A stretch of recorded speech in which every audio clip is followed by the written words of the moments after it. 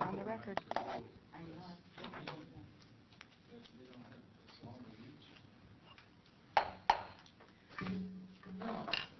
We're calling this meeting of Snoqualmie Valley Hospital Board of Commissioners to order. It is Thursday, November 3rd, 2016, and I think it's 6:39. So we're a little late, and we're waiting for Commissioner Spikers, but we will proceed while we're waiting for him. Could we have the roll call, please? President Norris? Here. Vice President Young? Here. Commissioner Herron? Here. Commissioner Pollard? Here. And Secretary Spikers is expected as noted. Yes. Would you please join me as we rise for the Pledge of Allegiance?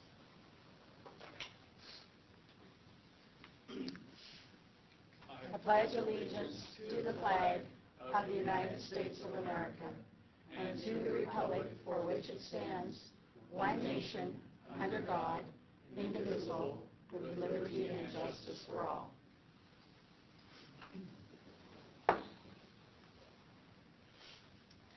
I'd like to remind members of the public that if you have a cell phone, please turn it off so that we are not disturbed during our meeting. Thank you. May I have a motion to approve the agenda? So moved. Is there a second? I second. Are there any changes to the agenda or any added items? No, but thank you for the time that's stated. Yes. Madam President, the parliamentarian would like to suggest that we add the words "all times are approximate," so that should we wish to spend more time on a given portion, we won't have to take a formal motion to amend it. On the agenda? Yes. The times that are limited on the agenda. That sounds fine to me. Is there any objection to the board? Yeah, as I understand it, these were suggested times, not locked in. So I think the parliamentarian suggestion would take care of that. Okay, so we're all in agreement that this is just a guideline for us at this point. Okay, great. Okay,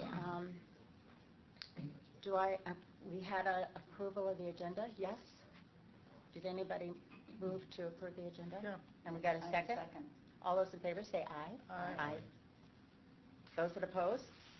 The ayes have it. Next thing, we will take a vote on, minutes, yes. Approval of the minutes from our October meeting, and I can't remember the date. October 13th meeting. Do I have a motion? I will move. Is there a second? I second. Any changes or anything to the minutes or additions? Hearing none, then we will vote. All those in favor say aye. Aye. Opposed? The ayes have it.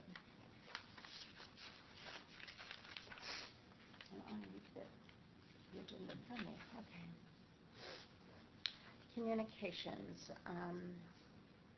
I don't have any, so I'm going to yield to our CEO, Tom Parker. Thank you. I provided a written copy that is in your packet, and as I mentioned in the email to the commissioners today, I'll be providing a copy of my report a day before the board meeting for your review. For the public, there are copies on the back table. First of all, under this item itself, CEO communications, as I've considered them, I realized that within some of them in the past, I have included a recommendation for a motion by the board. Requesting motions is not the intent of CEO communications, and so I'll make sure that any proposed actions are included on your agenda. So I felt like I needed to clean up my process a little bit and not come to you with motions that we hadn't talked about before. I wasn't trying to, what's the term, sideswipe?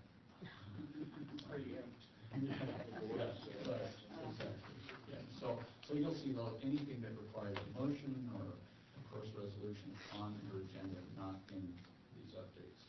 Second, strategic planning. I have provided members of the ad hoc committee on affiliation with a draft of the expenses, and once the RFP is finalized, it will be sent to potential consultants. With respect to financials, and you'll hear more in our committee report, that report will show a loss for the month of September due to lower than budgeted patient service volume. Inpatient average daily census was 18.8. As most of you know, our budget for the year is an average, we budget for an average of 19.9. While our expenses were under budget for the month and year to date, this unfavorable revenue variance in September was greater than the favorable expense variance. You'll see in our proposed budget tonight for next year conservative assumptions about revenue along with continued expense reductions.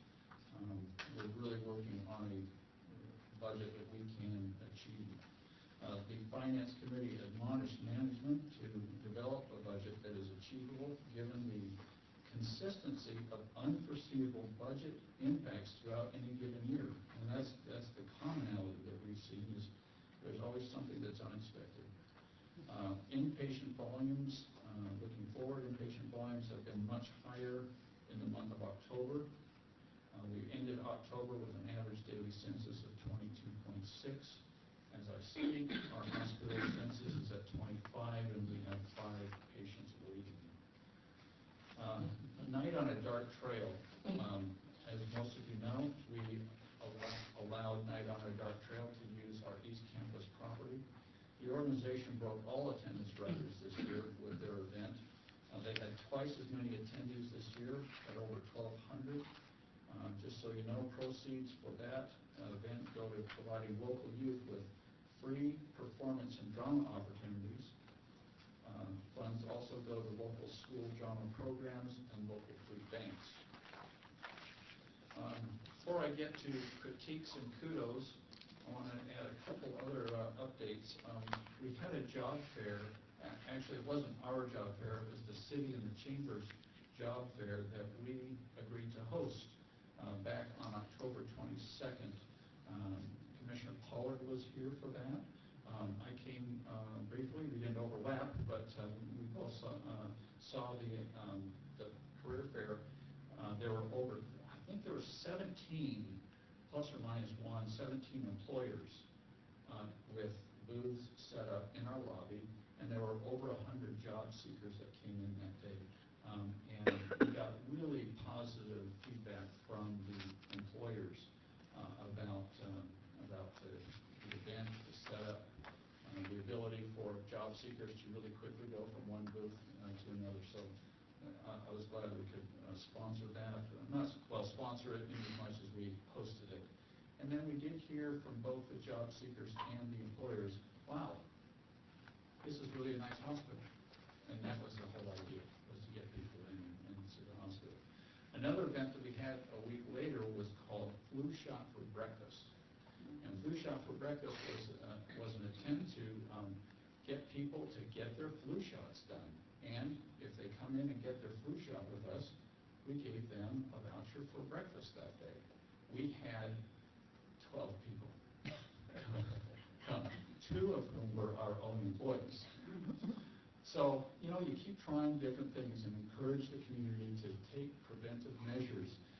So, flu shot for breakfast, okay. You know, some of you may remember we used to do the drive, I'll say it wrong, the drive-in flu shot. And you would actually drive up flu shot. You'd drive up, we had a tent set up, you'd roll up your sleeve, you didn't get out of the car, and you got your flu shot. So there are lots of ways to encourage the community. We'll keep working on ways to encourage the community to get their flu shots. Sorry, I'm late. I had parent-teacher conference today. I didn't even realize it was today, and you couldn't change the time, so it was pretty important till it lasted 10 more minutes than I thought too. So the last thing I wanted to, last thing on the list here is under critiques and kudos. I will consistently bring you critiques and kudos.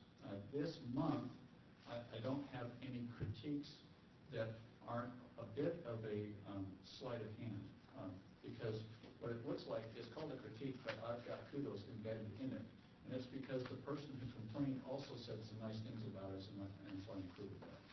So this is the son of a patient who let us know that the phone in his father's room was not working. He was not here. He kept trying to call his dad from out of state and was really frustrated that he couldn't talk to his dad. But he said, by all accounts, for my family, he's getting great care from your staff. We've had a cousin in the program before, and you folks are top-notch. I have one minor issue I'd like to share with you. No one has ever been able to make the phone in his room work.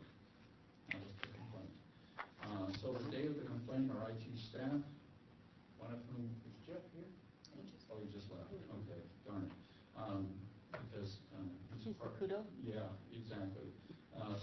They started working on the problem, had it fixed within an hour and a half, and we communicated that to the son of our patient. I'm really glad that Ron Bennett is with us today. Ron Bennett is in the audience. He is our Director of Pharmacy Services and Medical Imaging. And so this kudo is really related to Ron and his staff. We've received feedback from the University of Washington pharmacy students, and Ron and his staff provide preceptor programs for not just the UW, but for other universities, including Creighton. Creighton loves us, and it's very competitive among Creighton students to get the preceptor program here. But the University of Washington pharmacy students this year ranked Snoqualmie Valley Hospital pharmacy learning experience at 4.4 on their 5-point scale, compared to the average of 3.7 for all other hospitals. And this excerpt from one of their students I thought was especially poignant and reflected the kind of experience that these students have here. The student said, every preceptor at this site was exceptional. All were experts in the practice of inpatient pharmacy. Each preceptor was very patient in teaching me the important aspects of inpatient pharmacy, including the compound of intravenous antibiotics, anticoagulation, and the calculations involved in treating a total parenteral nutrition order. I will seriously consider a career in the field of inpatient pharmacy after working with Dr. Bennett, Dr. Fuchs, and Dr. Nadiri Asrani. Their teachings have been invaluable to my knowledge of the practice of pharmacy. Pass along those to Ron. I gave Ron a preview of this today. Thank you, Ron. Fantastic. We really appreciate It's that. my staff, really. They deserve 98% of the credit. It's a team effort, and it comes from the top down. It's not what you said today. No, I didn't say it was all me, but that was The board appreciates it very much. President Norris, thank you for the time to do that report. Questions? Yes. We're going to open it up to questions. Yes, you may, Commissioner Well, Polley. first I'd like to ask Ron if he could clarify who is a preceptor as opposed to a pharmacy assistant or something of that sort, and how are they trained and so on. And the second question is, where is Creighton University? I've forgotten. Omaha, Nebraska. Omaha, Nebraska. Omaha. Okay. So they come out, they send their students all the way out here. They have an online program that's all over the country. I see. And so some of those students will end up here. As far as what a preceptor is, Yeah. preceptor is a licensed pharmacist that has a certain number of years experience, but then you actually take a test every 5 years to be certified by the state as a preceptor, as a licensed preceptor. And then the pharmacy schools then send the students, and work preceptors are paired up with the students for those 3-week rotations, or in some cases 5-week rotations while they're here. So a preceptor is really a teacher. Teacher. With a specialized background. So it's a pharmacist who has years of experience, who is teaching the students. Good. Thank you very much. You are welcome. Thank And, you. I have just a couple of questions for the superintendent, and that is, with respect to the flu shot for breakfast, what did it cost people to get a flu shot here? Most of those shots are covered by their insurance. Right. But for those that had to pay? I don't know. Maybe Dr. Wickup might remember or Steve, the charge. If we charge, it's $30. Okay. But insurance now, it is a mandate that insurance covers influenza. so as long as they have insurance. As long as they have coverage. insurance. Can we just stop by? Yeah, just The a minute. hospital? You missed your date. I'm sorry, I missed the date, but I was out of town on Yeah. 29th, so. Yeah, we can get you Yes, in for a just shot. stop by. Well, one reason I ask is because there's a lot of competition out there on these flu shots. You know, like Safeway, it's $25 and they'll give you 10% off your basket of groceries. QFC says they're gonna make a donation to Feed America. And everywhere you go, there are incentives. So, you know, it's pretty stiff That's a good competition. thing for the community. Pardon? That's a good thing for the community. Yeah, it is a good thing for the community. I want to add on the critics and kudos. Are you finished? I'm sorry. Go ahead. Go ahead, you want to- Well, I just was curious, on the Night on the Dark Trail, it said the proceeds and so forth were much greater this year. Do you have any idea what those proceeds were? It'd be nice to know how much will be going to the youth. Yeah, I can get that number for you. Just Well, if curious. everyone, I think it was $10 to get in, so there's Yeah, 1,200 people. It's significant. That's 12,000. It's in the thousands. Yeah. Final question, on the phone business, do we check the phones in each room as they're being prepped and before a new patient arrives? Don't know if that's part of the room turnover or not. Wouldn't that be a good idea? I can check that out. Thank you. Thank you. Commissioner Karen? Yeah, I wanted to just echo the critics and kudos. There are two Snoqualmie Ridge residents that were praising their service here at the hospitals. They're really giving a lot of praise about the treatment for the treatment that they receive here. And they were going to come today, but they had something else to do. But anyway, I just wanted to share that. So they told me last night to let you know that they're very appreciative of our hospital. So, Thank you, so there's two Commissioner. that comes to support us. Thank you. Thank you, Commissioner Herron. Well, okay, are there any other questions for the superintendent? If not, we will move on to committee reports, and I believe Finance Committee is up first. Commissioner Spikers, you have the Thank you, and I floor. apologize for being late to the rest of the commissioners and the staff and the public. And didn't realize that it was going to go that late. But, we did have a challenging meeting, the Finance Committee minutes. After approving the minutes, I found that there was an error in the second page, the second to the last bullet point. I believe that the word meant increasing Medicare days instead of reducing by 0.25. So we had budgeted 2. We actually, it is correct now. What we've done do you mind if sorry. No, I believe that we had originally thought about, when we looked at the initial budget review, of 2 Medicaid days or patient days per month, and we increased that to be more realistic at 2.25. Correct, and that's the way it reads now. We moved 0.25 Medicare days to Medicaid days. It says a little odd. It says reducing Medicare, reducing, okay. Medicare okay. days, and then increasing I didn't Medicaid realize we days. reduced Medicare You days. got to rob Peter to pay Paul. Okay, sorry. So anyway, we're at, the information is in the minutes, but we are at a situation that has become between amber and red alert. Close to crucial. It is, and Crucial. we can't, 6 months we'll be out of business if today's figures continue. That's a guarantee, because I'm not going to, I will call an emergency meeting immediately if we can't, to decide what our fate is at that point. We're $2 million in the hole this year. Even though our operating,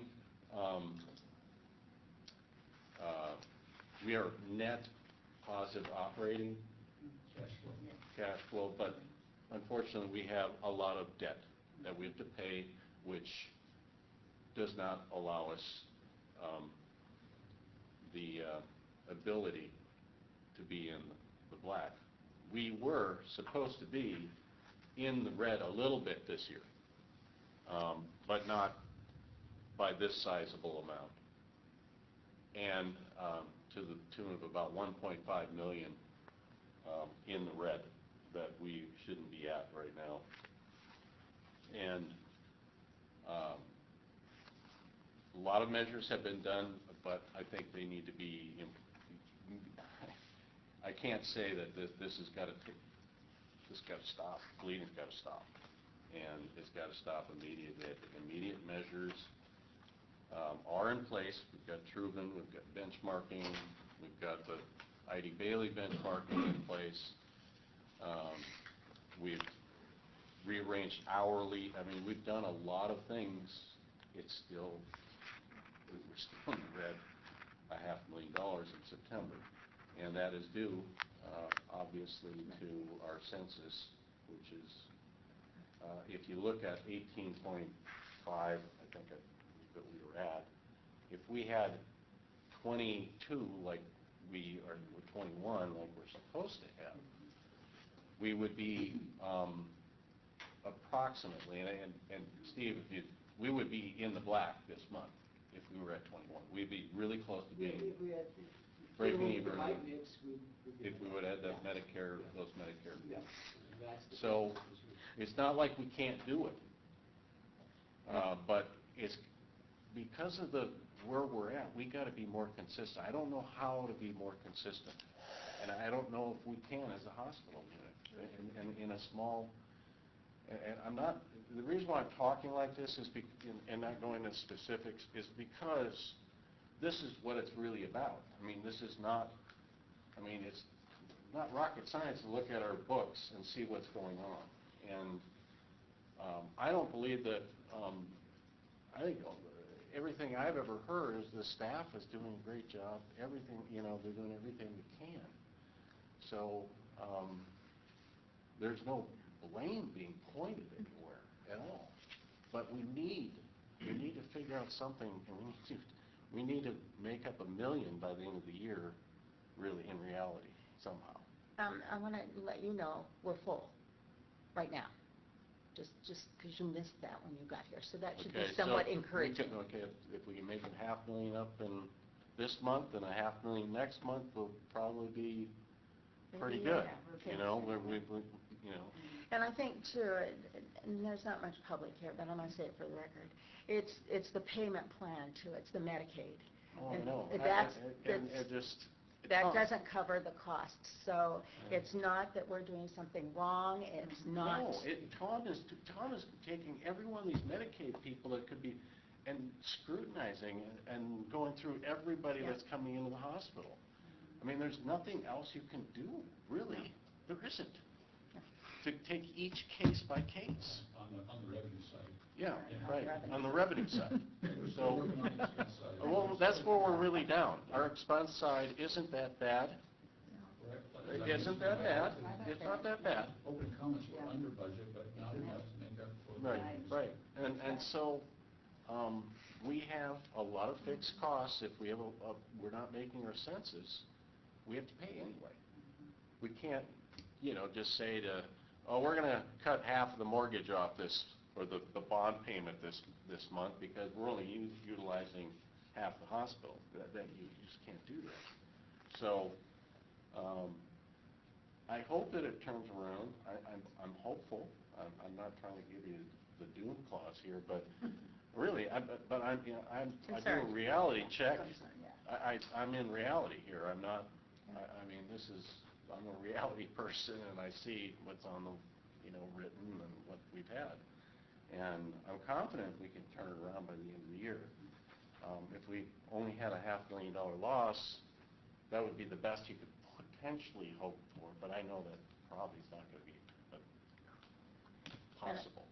And I think the frustration that you can hear in David's voice is that, our Commissioner Spiker's voice, is that working with the staff, with the administrative staff, they are doing what we're asking, what the committee has asked. And they are looking for things and ways that they can make it work, including all the benchmarking, including all the other things that we've asked them to do. So it's not a matter of neglect on our staff side. I think some of the staff is probably as frustrated, probably Steve is as frustrated as David is. But I think that we're trying. I think the hospital district and our staff is trying. We're just not cutting it financially right now. So the board just needs to be aware. Well, one of the things that did come up, and I'm going to let when it does come up officially to the board, is we're thinking about hiring Heidi Bailey for a consultant to do a little bit more work. It does cost $5,000 to $10,000. In addition to, we have to pay a consultant to take care of this indenture situation we have. We're confident that based on the measures we have taken, that it's going to come out really good and actually be to our benefit. Legitimately for the benchmark. Yeah, well, it'll be because of the benchmarking that we've instituted and other things and other measures that we've taken. And I think Steve has kind of hinted that it might be advantageous to hire Heidi Bailey to do a little, so you could introduce a little bit, but it's not going to be, we're not deciding anything. I just want to kind of get a heads up to the rest of the commissioners that this is probably going to be on the table next December about whether we should hire the $5,000 to $10,000. Next December? Or this coming. This year? Yeah. Okay. So we're not In December then? Yeah, so we're not blindsided about what this might be. So there's plenty of opportunity to think about what we want to do. Do any commissioners have any questions for Commissioner Spikers? I have a question. Go ahead, Emily, if you have. I have a comment. The way it looks right now, the October reporting about the number of beds, it looks promising, and so the hope is that it continues. It looks much better than September. So the revenue as far as October inpatient census was significant. Yeah. So if it continues, hopefully that will help somewhat alleviate some of the problems. Not somewhat. That is the linchpin. Oh, it is. Okay. I mean, that's Okay. $500,000 if you were. Everything Yes. pivots off of that. Because September was not very good. Yeah, it was a very poor. So that's just my comment. I hope it Commissioner Pollard? continues. Yeah, I just want to kind of get a better understanding of the problem. Now, as I understand it, the cost of having a patient in a bed in our hospital is about $3,600 per day. Is that correct? Yeah, Medicare cost report takes. And that may fluctuate. That is the Yeah. cost of having the patient in. Now, what does Medicaid pay us and what does Medicare pay us? Medicare pays us what the cost is. Okay. 99%, right? Thank you, David. So we still lose 1%. Yeah, Yeah. Medicare. Medicaid pays us about $180. Yes, very little. Very little. Okay, and now, how does that affect our admissions policy? Where people come in and they need help, but they might not have the most lucrative insurance. So we take a look at, so there are two different patient types being admitted to our beds. One is acute, and the acute patients are typically, on almost every case, coming from the emergency department. Those patients are admitted regardless of payer status. Patients coming into the swing bed program, consistent with any other hospital with in a swing bed program, are patients who have the ability to pay, and that's Medicare patients and commercial insured patients. Which means that we are more or less forced to exclude Medicaid We do patients. not take Medicaid. Now, that said, we have taken Medicaid patients when, in days past, this was a couple of years ago, we had a relatively low number of Medicaid days year to date, and we would accept an occasional occasional Medicaid patient because the mix was so much better. This year, we've completely outstripped the number of Medicaid days that we do budget for Medicaid days, and if we haven't met that, we would have some ability to admit a Medicaid patient. But as of now, this year, we have completely exceeded all budgeted Medicaid days. What is the relationship between Medicare patients then and private pay, roughly? By private pay, I mean as a private percentage, insurance as well. Steve may have to correct me on a guess here, but I'm guessing 90% of our patients are Medicare versus, and the rest would be commercial pay. Steve? Yeah, that's about right. Yeah, okay. Yeah, I don't know if it's necessary, but, I'd like to, when we get our report from the Finance Committee, I'd like to know how many patients we had with Okay, Medicare, how many were Medicaid, if we... That's okay to I can tell you that.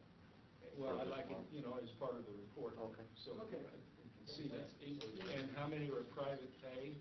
And out of the private pay, how many are private insurance, and how many are just private pay? I think that we need a little more data to understand this, because what Commissioner Spiker said is we need the right mix. And so I'd like to see the mix, in these reports. One thing that this is an achievement that's never been done for the positive of our AR days are under 50. In doing finance, that's the best it's ever been.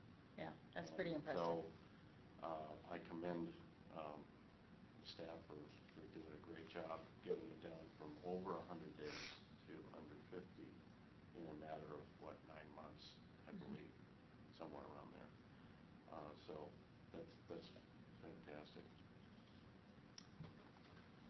Okay, John, do you have, Commissioner Young, do you have any questions for Commissioner Spikers? Okay, Commissioner Spikers, do you want to...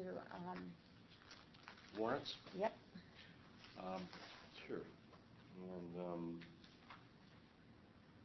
the warrants, September 1st to September 30th, there was a 3 payroll month. That means there's a lot more money on warrants to pay staff. So it was a grand total of $3,273,111.82. I've reviewed Could the warrants. you speak a little closer to the microphone, because that goes into the video? Okay. Thank you. $3,273,111.82 is the grand total of warrants. There's 3 payroll month, and that I ask that the warrants be paid as proposed. And I make that motion. Do we have, I'll second it.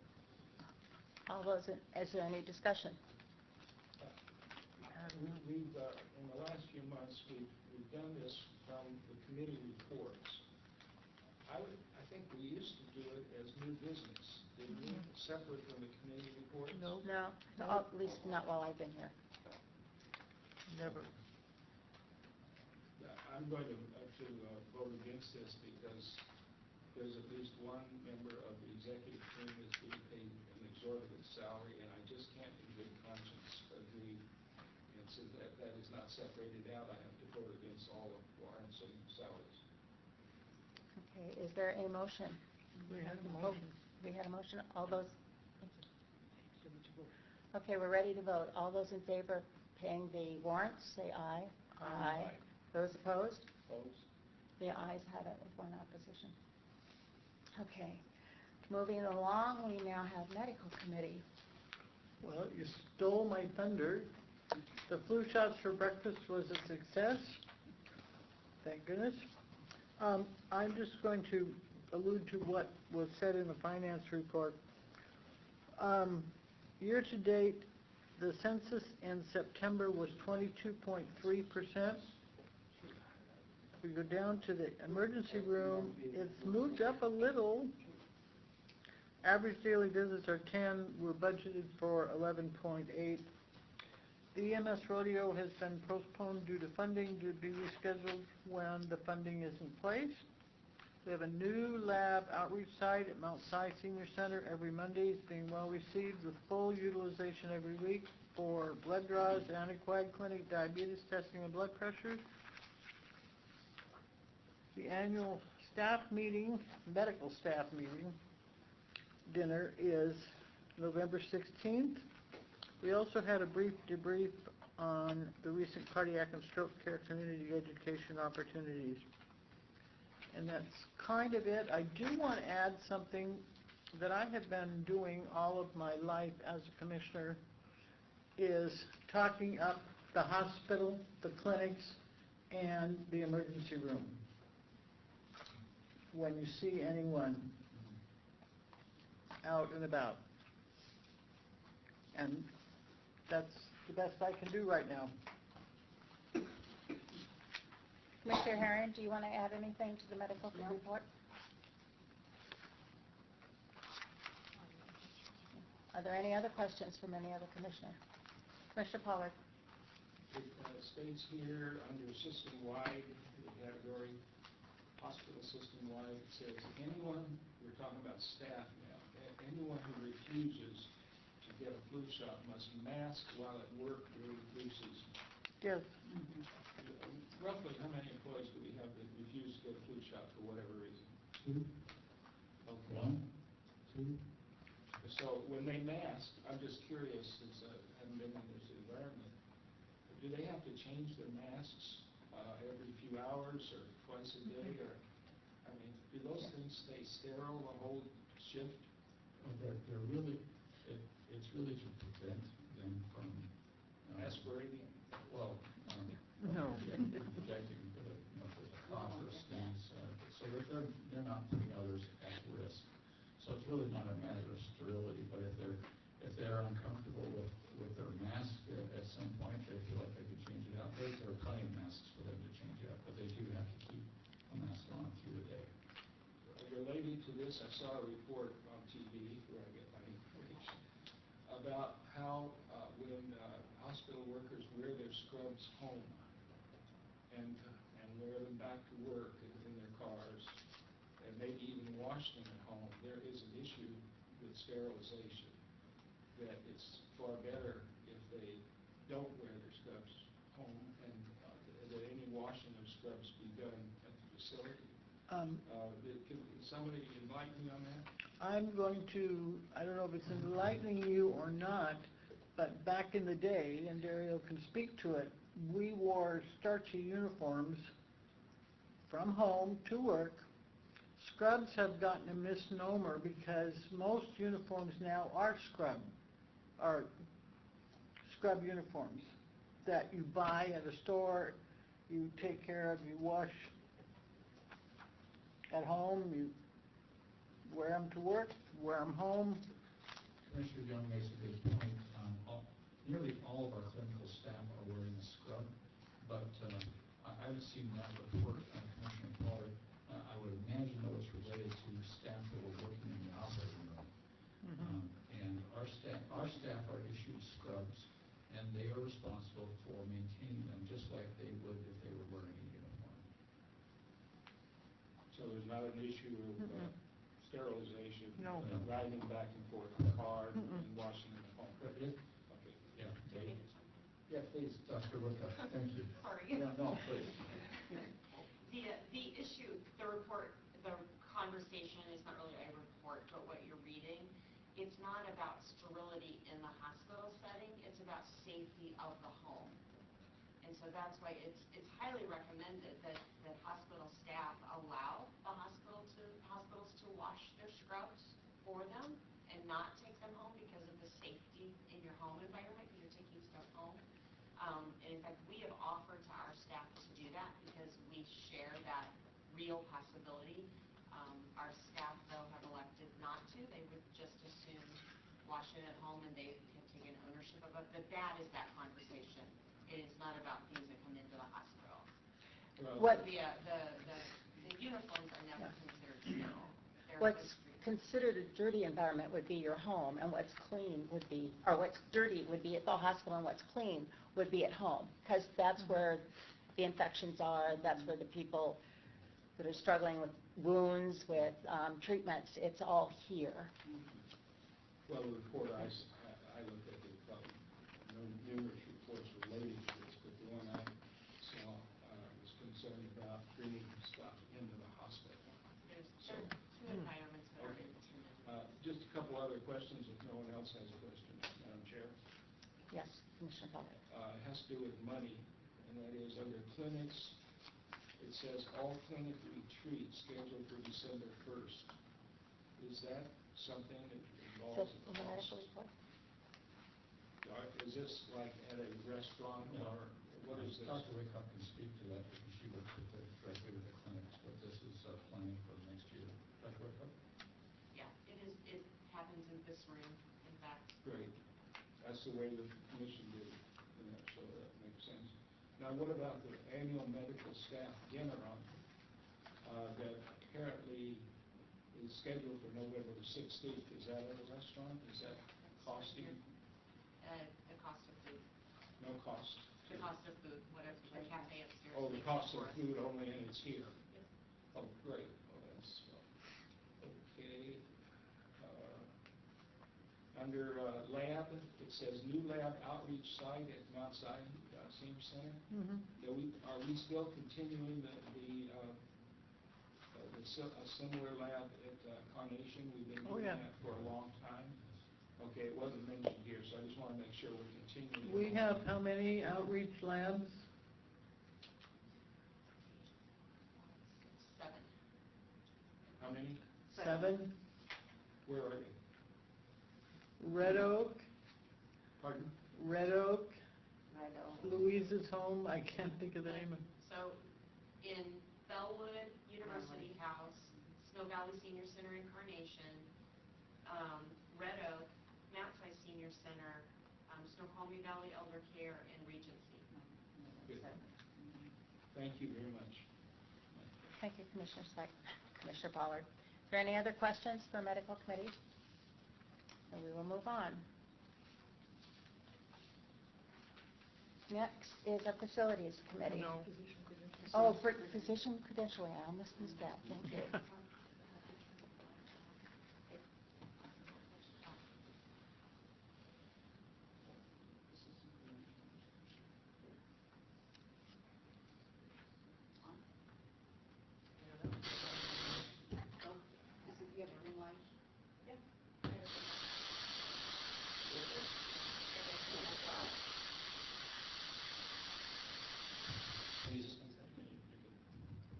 Yeah.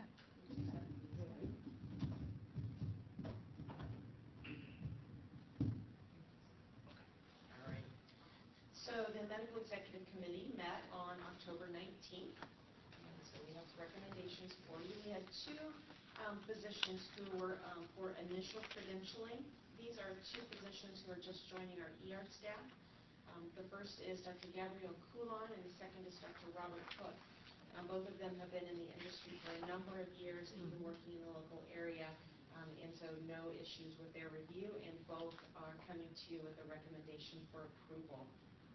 There are 7 courtesy staff who are currently at a recredentialing point, and that is Dr. David Adkins, Dr. Ben Mabusis, Dr. David Bork, Dr. Doug Caldwell, Dr. Alan Chan, Dr. Elizabeth Hayes, and Dr. Janine Johnson. These are all teleradiologists. Again, no issues with their recredentialing and recommendation to you to approve. There are 4 providers who currently are in provisional status and are ready to transition to a more permanent status, and they all requested courtesy membership in the medical staff. And that is Dr. Pam Keach, who's a nephrologist, Dr. Ruben Krishnanathan, and Dr. Harold Prow, and Dr. Stephen Spearling. The final 3 are all also teleradiologists, and all of their reviews are without issue and recommendation for approval. Are there any questions for Dr. Whitcock? Someone want to? I make a motion that we approve the credentialing as reported. I second. It's been moved and seconded. We will now take the vote. All those in favor say aye. Aye. Those opposed? The ayes have it, and it was unopposed. Next order of business, Facilities Committee. Commissioner Pollard, would you like to take the floor? Yes, ma'am, I have something to say here about that. We do have 14 items here, and I don't intend to go over them, but the minutes of the facility committee are available to the public. Just a couple of things that might be of interest. It's starting to get colder. We're getting the snow and ice plan together. We're going to contract that out. And we will be meeting to discuss the costs this month. We don't know what those costs are, but it will be necessary. Scott Nahalik, who's a magician in facilities maintenance, is going to have lights on the east wall of the building, and that will provide our holiday lighting. It will stay up, so we don't have to install and take down every year. There's a serious cost to a problem we've run into in King County, and that is there are 5 acres of property across the street with an impervious surface, and the King County is penalizing us to the tune of about $18,000 because of it, and we're going to look at mitigating measures that can be taken to reduce or hopefully eliminate that penalty. Jay, did you want to add something to that? That's the gist of it. Okay, all right. You probably noticed the blue H signs here and there. We're trying to approach that more methodically and get as many H signs up as we can around the community. That's free advertising, and it really does help people, especially if they have an emergency. And sometimes they're not always thinking clearly about how to get places. If they can see that H sign all the way down to Falls City, wherever, get them to our hospital. Otherwise, they'll go elsewhere, possibly. All right. There's a wayfinding sign in downtown Snoqualmie we're looking at, and so forth. Last time we mentioned asset mapping, where it's kind of an inventory of all of our assets and facilities, and that is continuing. The gift shop that we had hoped might be open as early as Labor Day is still under construction. So we don't have anything new to report on that because we're waiting for certain materials to be compatible with the rest of the environment. The operation of the gift shop will be handled by the dietary department and concierge, so we don't anticipate having to hire people. We use volunteers and then these two sources. I have some questions about the gift shop, Commissioner Pollard. Could we hold the questions till the end? Yes, we may. Okay. Let me just mention the healing garden. Remember, the foundation sold bricks for $300 each, and the idea was to put the bricks out here and here healing garden construction, but we haven't done that. There is $5,600 in donations that was acquired from brick sales, and we're reconsidering the use of that money where the foundation might want to donate that for another purpose, such as a piece of medical equipment or a scholarship or something of that sort. So that is being discussed with the foundation. And We'll be have that conversation. Oh, you will be discussing. We'll be discussing that with the foundation. Okay, traffic safety is always on our agenda.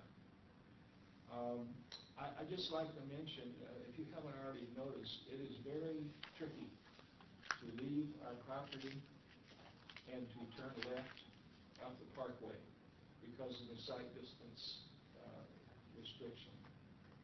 And there's nothing we can do about it in the short run except tell people, be very careful.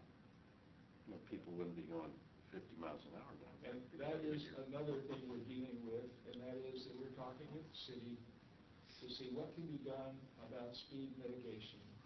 Because coming downhill, headed to work, headed to I-90, people go very fast, even though it says 35 out there. 30. 30, yeah. Yeah. Yeah, 30. So we're going to probably continue to work on this for quite some time. But fortunately, we have a very good relationship with the city. Bob Jeans is here tonight as a liaison with the city. Glad to see him. And so I'm sure we'll do what we can. One of the things that we decided to do was to add a yield sign down here at the exit from the parking lot, and that will be done. Let's see. Okay, we've developed, Jay Rodney actually has put together a facilities use policy, and he tells me that we're going to receive a copy of that this week. So we have not received it, but there is under development a facility use policy that I think we've been working for. The dog daycare that you heard about earlier, I wouldn't say it's dead, but there's no movement. So until further notice, just consider that being held in abeyance. Now, one thing that that showed up on my minutes that I didn't understand is under other, it said a copy of the spending authorities as approved by the board in 2015 will be sent to the committee. Could someone explain that to me? This was a motion that was approved by the board with respect to spending authority, and it was specific about spending capital items, if I recall. Steve? Capital and contract. Yeah. Oh, I'm sorry. I said contract. Excuse me. Thank you, Commissioner Spivey. Contract. Those were contracts over $5,000. There were certain exclusions as it related to direct patient care or food services, but it really was looking at some of the contracts that we had and making sure the board had eyes on it if it was of a significant amount. Does that going to require some discussion in the facilities committee this month? We'll bring it to the facilities committee for a reminder of what the requirements are under that policy. Okay. One other item, Commissioner Herron is a good watchdog, and she reminds us, I'll just read what is in the minutes. She brought up the importance of prioritizing projects in the interest of fulfilling board fiduciary duties. She's very concerned about costs of some, for example, some of our landscaping ideas and improvements like that. I think that's excellent. However, remember, we're probably not spending 1% of the cost of the hospital on landscaping and maintenance, annual maintenance. It's relatively little, and if we want to make the hospital very welcoming, and frankly, we do that with landscaping.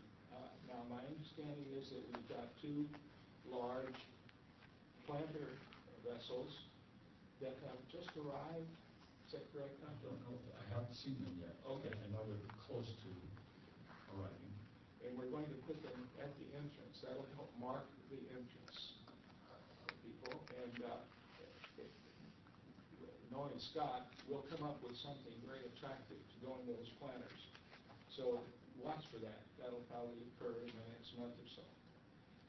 Okay, any questions from commissioners? I just want to add something. When we talk about prioritizing and welcoming, and the 2 Reach residents that I spoke of earlier that gave us a kudos, they want to give us a critique as well.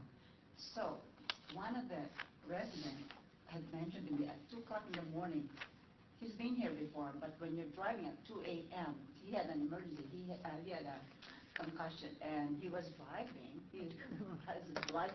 And I asked him what happened. Well, it's a long story, but anyway, he was driving the hospital, and he almost missed our entrance because we don't have a light. It's not very welcoming in the evening or wee hours of the day.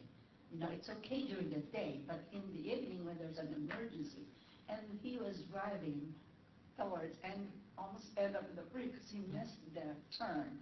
We don't have a light. On that sign, I On know that it is sign. dark. It is And that's dark. priority to me, because I know I brought this up during our facilities. I don't know when Huge are we going priority to. for all of us. Yes, I And we're understand. working with PSE Okay. to get those signs connected. They're ready to light We just Okay. need the power, and Scott Mahalik has been working diligently with PSC to get that done. I had a similar complaint, and the party said, why don't you put in a solar installation? I said, we've considered that, the PSC is going to Excuse be me, waiting Commissioner for- Pollard, Pardon? Commissioner Pollard, I'm sorry, but Commissioner Herring has the floor right now. Could you Oh, wait I till thought she's you were done? No, not it. And Oh, one of the, okay. it was quite interesting, one of the recommendations, Emma, temporarily, why don't you put a saint holding a lantern, right? in your entrance for the holidays of this? That was one of the recommendations. And I said, well, I'll bring it up, but I know that was just a joke. But anything that we can do to be able to provide that, illumination while they're trying to find our hospital. It's quite a challenge for some of these people, to o'clock in the morning when they have an emergency crisis. The other thing that was mentioned is the railing, because sometimes when they're walking, it's for safety. I don't know exactly what they mean, that there's that is there a railing? Not a railing. I don't know what you call it. Oh, really? Where are you talking about? On the road, it's coming to the hospital, yeah, the guardrail, thank you, Guardrail. that's it, yeah, the guardrail. And, What about, is there a guardrail or is there not? There's a There is a guardrail. guardrail, Yeah. and then there, one of the person, he likes to walk, and so he finds it somewhat less safe. I don't know what he meant by it. There So may there's not be something to be, room on the other side of the I think guardrail, that on might this be what you meant, side yeah. that he would like to walk in. yeah, 'cause However, there's a lot of walking. if Okay. somebody hits the guardrail and he's on the other side, it's bad news. Yes, I think that's what he's concerned about. So anyway, yeah. Okay, thank you. That's just my comments. I wanted to share what I've been hearing from the residents. Thank I you. have a question, if I may, or did you have one? I first? have one too, and I think I How have one would- first. Okay, go ahead. When we were approached, I thought, by the foundation to do the gift shop. And I guess, and I thought we provided, the commission approved a certain amount of funds. Do you know where they are in those funds and how much they've spent and how much is still in reserve? Well, as I understand it, they asked for 75,000. I 50. earmarked 50,000. Their initial request was 75,000, and we said 50,000, but we are handling that, construction and installation. It's just that they spearheaded the concept. Now, as I recall, Mr. Spiker said, well, we're not going to go through with this until there is a plan for staffing the gift shop. We have a plan for staffing the gift shop that will be essentially at no cost, no additional cost. So we're okay on that score, but the $50,000 is in a fund for that purpose. Tom might want to address that. It seems to me the committee should know what those funds are. I mean, what's been spent. You should, as facilities committee and with that project, I would think that it would be the commissioner's responsibility, just like it is Commissioner Spiker's and mine, to know where money goes, just to be able to give us a report of how much has been spent and how much is left to be spent. My question is, has that been dispersed from the finance to the foundation? Well, Is it on the, It's not. not yet, so we Not- don't no. know exactly how much was received by the foundation. Okay, well, I'm going to give this superintendent. Thank you. We transferred $15,000 to the foundation for startup costs. That covers the cost of cabinetry and the initial inventory. We haven't even spent, the foundation hasn't even spent that much yet, so we're well under budget. And I expressed to Eric Kaltenbacher, and Joe Green also understands, as does the foundation board, that whatever, so first of all, whatever's not spent to that 15,000 will return back to the hospital, and then whatever they did spend, the proceeds of the gift shop need to pay that back first. So that's always been the understanding. Okay.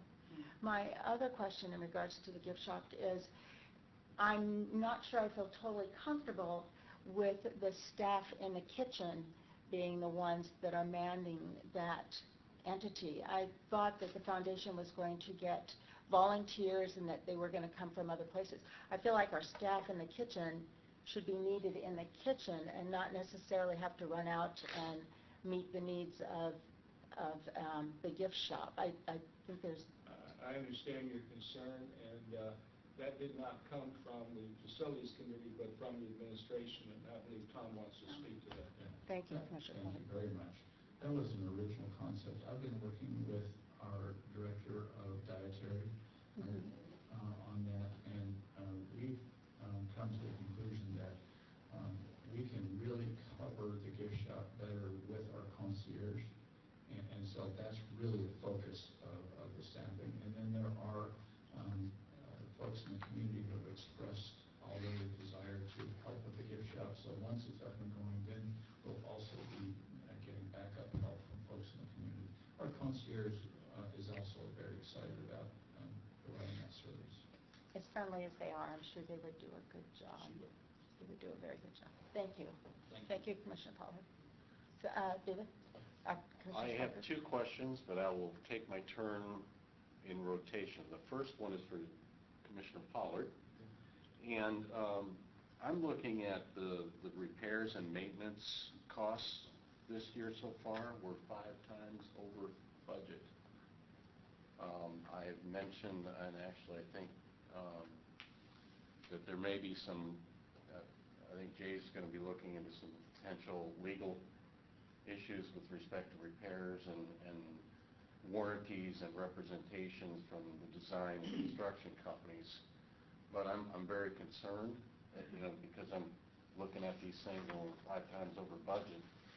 And I know a lot of these things are just, $50 here and $200 there. It's not a big deal, but the repairs and, that we're having to deal with constantly, it seems, it's not only troubling financially, but for the staff. We have to constantly deal with these things. And you have perhaps, my question is do you have any idea of the extra repairs that you foresee in the facilities, through the facilities meetings in the near future, or what, do you have anything to add about that?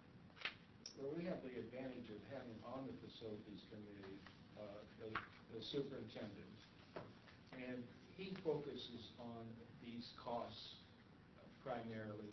And so, frankly, we don't, in the Facilities Committee, get down into the nuts and bolts on what every repair costs. Maybe we should. But, Tom, what is a proper response to the Commissioner's concerns? There are two things in response to that. One is Commissioner Speckers is correct. Jay, first, going back, Steve has provided a schedule, a list of all the repairs and maintenance that we've done this year, and Jay is going through that to see which of those items could really be tied to the developer agreement, and see which items really are a failure of either design or build. The other point, and you alluded to that, is that, and I've mentioned this in the Facilities Committee, that as we come up with items and we discuss whether it's new construction, which we don't have, or even projects like the landscaping or repair, we will also talk about the cost of that in the Facilities Committee, so we all have a sense of not just what we're trying to do, but how much it's going to cost to do that. And so we really haven't consistently hit on every one of them. For example, even something as small as a sign, we just need to talk about what that costs. And there were some things that we did after the fact, such as signs. We put up a few more internal signs.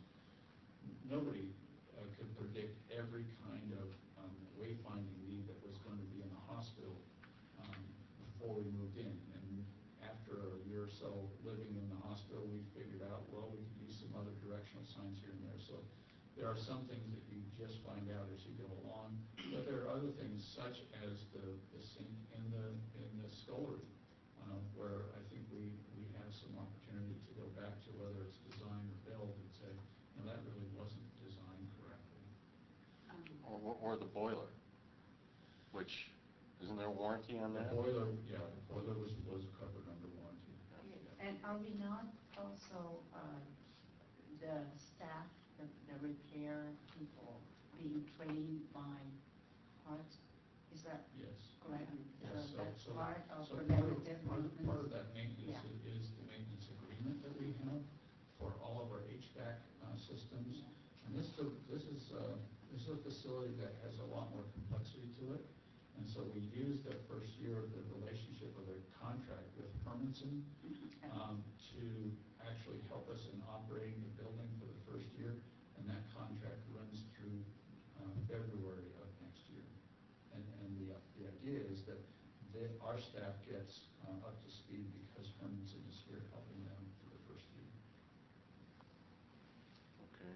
Are there any other questions for the Will they facility? be certified after the training? I'm sorry. Okay. It's okay, Yeah, finish. we're rotating, so, okay.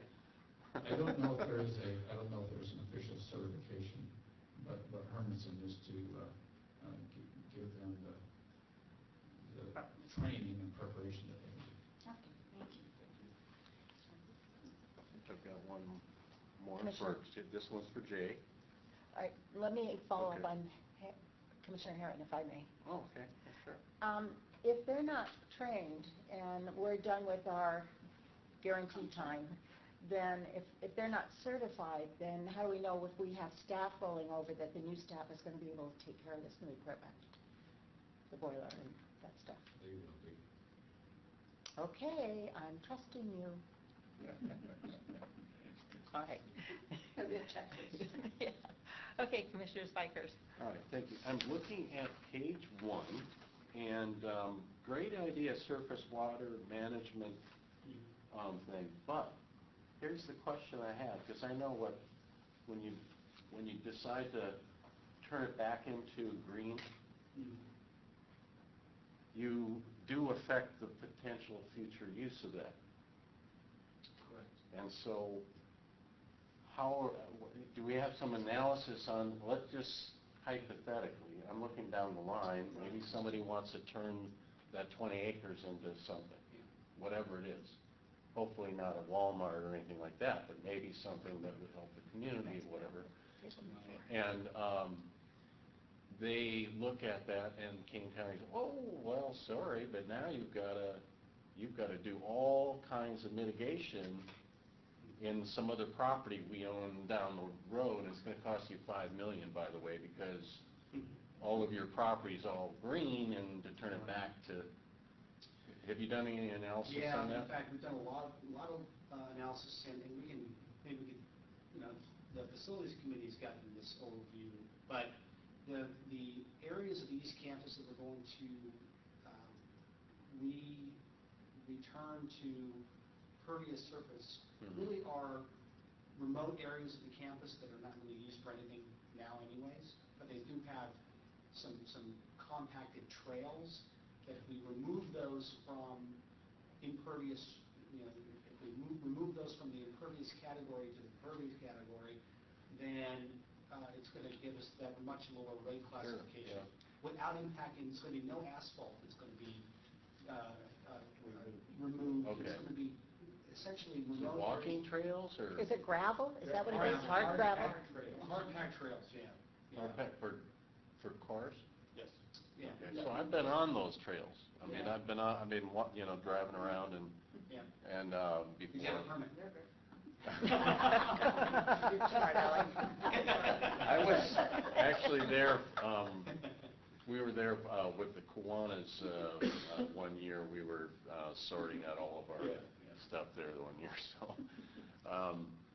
So yeah, that's a concern. I don't want to have it So if there's going to be any development there in its rural classification, we're limited to the footprints of the existing buildings. Yeah.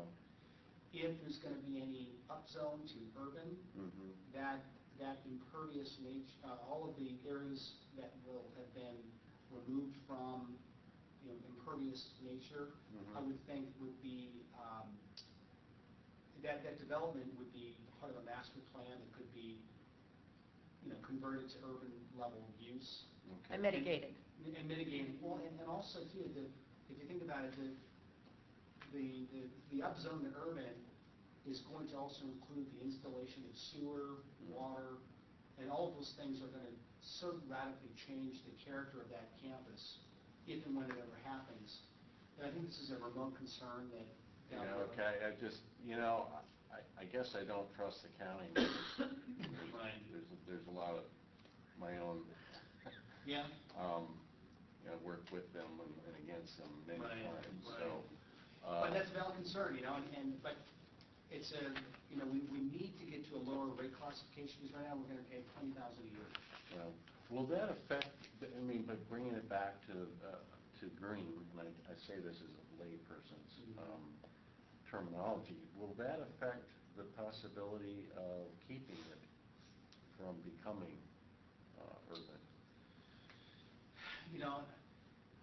So that's really the question, the downright question. I don't think so, because all of the other areas are wooded that are adjacent, and they were also going to be factored into the upzone as well. So I think the fact that it's just merely, green would not, I don't think it's going to either help or hinder the any kind of reclassification from rural to urban down in the future. And there is commercial redevelopment in a rural zoning configuration, but again, then we're limited to the existing footprints of the buildings, and the asphalt is going to remain. So. Okay. And how close is that to some of the designs they're coming up with for the freeway? Is that property going to be impacted by a flyover or some of those other things that they're talking about for that interchange? It's possible. Yeah, it's possible. Particularly westbound 90 exit to the Parkway. That will impact potentially some of the Puget Western, that parcel that's adjacent to I-90. Okay. And the last question is, when are we going to see the asset mapping? I know it's been progressing, but do you have a date certain? I was going to have that done by the end of the year, and it's going to go through the facilities committee by the end of the year, and then to the full board after the facilities committee. I think that'd be really helpful based on what the board has kind of recognized, what the strategy. Yep. So. And it's going to be real property, real property, personal property, leased and owned equipment as well. So it'll be a good overview. So you'll have a good snapshot of what is in the district's portfolio. Good. Okay, is that the end of the facilities report? I just would like to add a couple of things. One is, doesn't the finance committee see things like giving $15,000 or setting aside $15,000 for the foundation? Wouldn't you have seen that in your? We haven't seen that. It'd only be in the warrants. Yeah. It would be in the warrants. It could be a warrant. It could be divided into 5 different warrants too, and so it's kind of hard to. Like I just handed Steve a series of highlighted questions I had on the warrants. I don't like to bog down with little, but he's going to answer them by email if there's something that comes up we may address at a later time. I have a question for Jay. With respect to the potential upzoning of our property, my understanding is that there are hearings going on now or that have just been completed about the urban planning area. Do you know anything about that? And the second question is, in the event it is upzoned, doesn't that rather quickly then become part of the city, be annexed to the city? And therefore, if it's annexed to the city, would the county have a claim on us like this for the impervious surface issue? Yeah, those are good questions. So every 4 years, the county goes through its comprehensive plan updates. We tried to get this project included in the county's comp plan amendment process in 2008, we were rejected. 12, we were rejected, and 16, we didn't really pursue that. So the next window of opportunity would be 2020. Wow. Yeah, and So that's every 6 years? every 4 years. Every 4 years. Yeah, and so, but you're correct in that if and when this the East Campus is ever upzoned from rural to urban. And essentially, technically what is going to happen is that the urban growth boundary is going to be expanded to include that property. So then that would open up the way, to pave the way for the city to annex that property. And then at that point then, King County would not have jurisdiction over that property in the city of Snoqualmie. Including this penalty for impervious. Correct. Non-impervious surface. Right. So that probably would go away, but that couldn't happen before 2020 or something? Right. Under that scenario?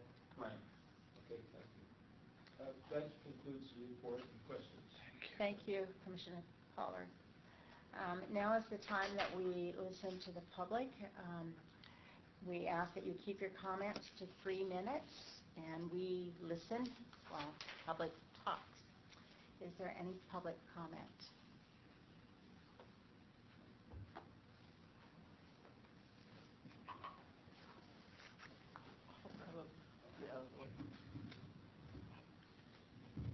Hi, Scott Scowcroft, West Seattle. I have noticed that you've removed public comments from the minutes, and I've also noticed that you've moved the position of public comments from between old business to and new business to before old business. And I would be interested to learn what the thinking behind that was, and in particular, if it was related to the reception of public comments, because the ones that I have are in relationship to what might have been said during the old business. And by moving it to earlier in the agenda, then that precludes me from being able to make comments based on what has been happening during the meeting. So if someone could get back to me on that, I'd appreciate that. Scott, I was doing other stuff. Could you repeat that so I understand what you said? Because I don't think I quite got it clear. I know that... Go ahead. Public comments are not between Old business, the new business. old business and new business. I see, It okay. precedes old business. So if there was something I wanted to comment on relating to old business discussion, I'd be precluded from doing that, or any member of the public. So I was just interested in what the discussion was behind moving the public comments prior to old business. Yes, you may. Our So, parliamentarian is and going to as speak. clarification, both at the last board meeting and at this meeting, it was determined that public comment should be received before consideration of the bylaws amendments. That we wanted to know the public's views on the bylaws amendments before the commissioners themselves discussed and voted on them. So my belief is, as far as I'm aware, that in future the old pattern will be followed, All right. and the actual amendments are going to consider 2 new opportunities for public comment as well. That what will be? The bylaws amendments that the board will consider shortly may include 2 additional opportunities for public comment. Okay, thank you. Is there any other public comment? Not hearing any or seeing any, then we will move on. Next thing on the agenda is old business. And the first thing we're going to be doing is approval and rejection of the rest of the bylaws amendments, proposed bylaw amendments. Not yet. And it is already 8 o'clock, so we are, based on this little schedule that we were kind of trying to stick to, sort of. We can either take a quick break now, before we do this, and finish the rest of our business. We still have to listen to the presentation of the budget also. So we can either do it now before we move on to bylaws, or if the commissioners would like, we finish with the bylaws and then have a quick break before we go into the presentation of the budget. I would vote for Finish on the bylaws. Let's take one at a time. Commissioner Pollard, do you have an opinion? I can go either way on this. Okay. Commissioner Harry? I would like to go ahead and continue and finish the bylaws. Okay. Commissioner Spikers? Go forward. Well, I would like to go forward too, but Jay just left the room. We'll be back. Yeah, he'll be back. Okay. Take a break. Let's wait through. Okay, then we will be moving on, and we will turn this over to our parliamentarian to help walk us through the rest of the bylaws. Thank you so much, Madam President. My proposal is that the body will consider in the same way that we did last time, which is that we will proceed by means of the round robin with a rotating start to each discussion. Each commissioner will have 2 opportunities to comment, and if there's no objection, we'll limit comment to 2 minutes on each amendment. Is there any objection to proceeding in this manner? No. No. So hearing none, that's how we'll proceed. We're going to start with substantive amendment number 11. Substantive amendment number 11.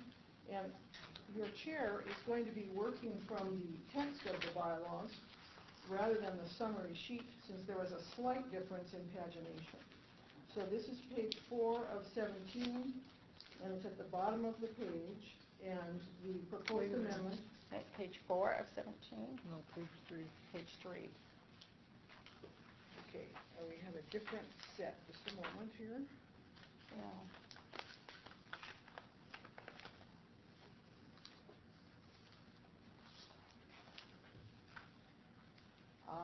So I still had my notation notated from the previous, but that's fine. So we'll go to page 3. So this is, if you are working from the current copy that was placed into your folders, which has a kind of a pink mold down the side, okay? You're all there? Yep. So this is page 3, and it's at the bottom.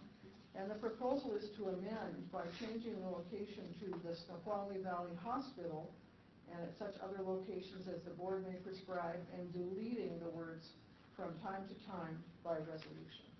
So this is in effect, A, confirming what was decided by motion by the board, and B, deleting the words from time to time, which are just a bit of parliamentary jargon in any case. So the chair will ask if there's any objection to this amendment. No objection. So hearing none, the amendment is approved. And this is proposed substantive amendment number 11. So the next proposed substantive amendment is number 12, and this one does have some weight. It's a decision as to whether require 1 week's notice of special meetings or the current standard of 24 hours, which is the time required by the Open Public Meetings Act. So we'll take it in rotation. Commissioner Norris, your thoughts on this amendment?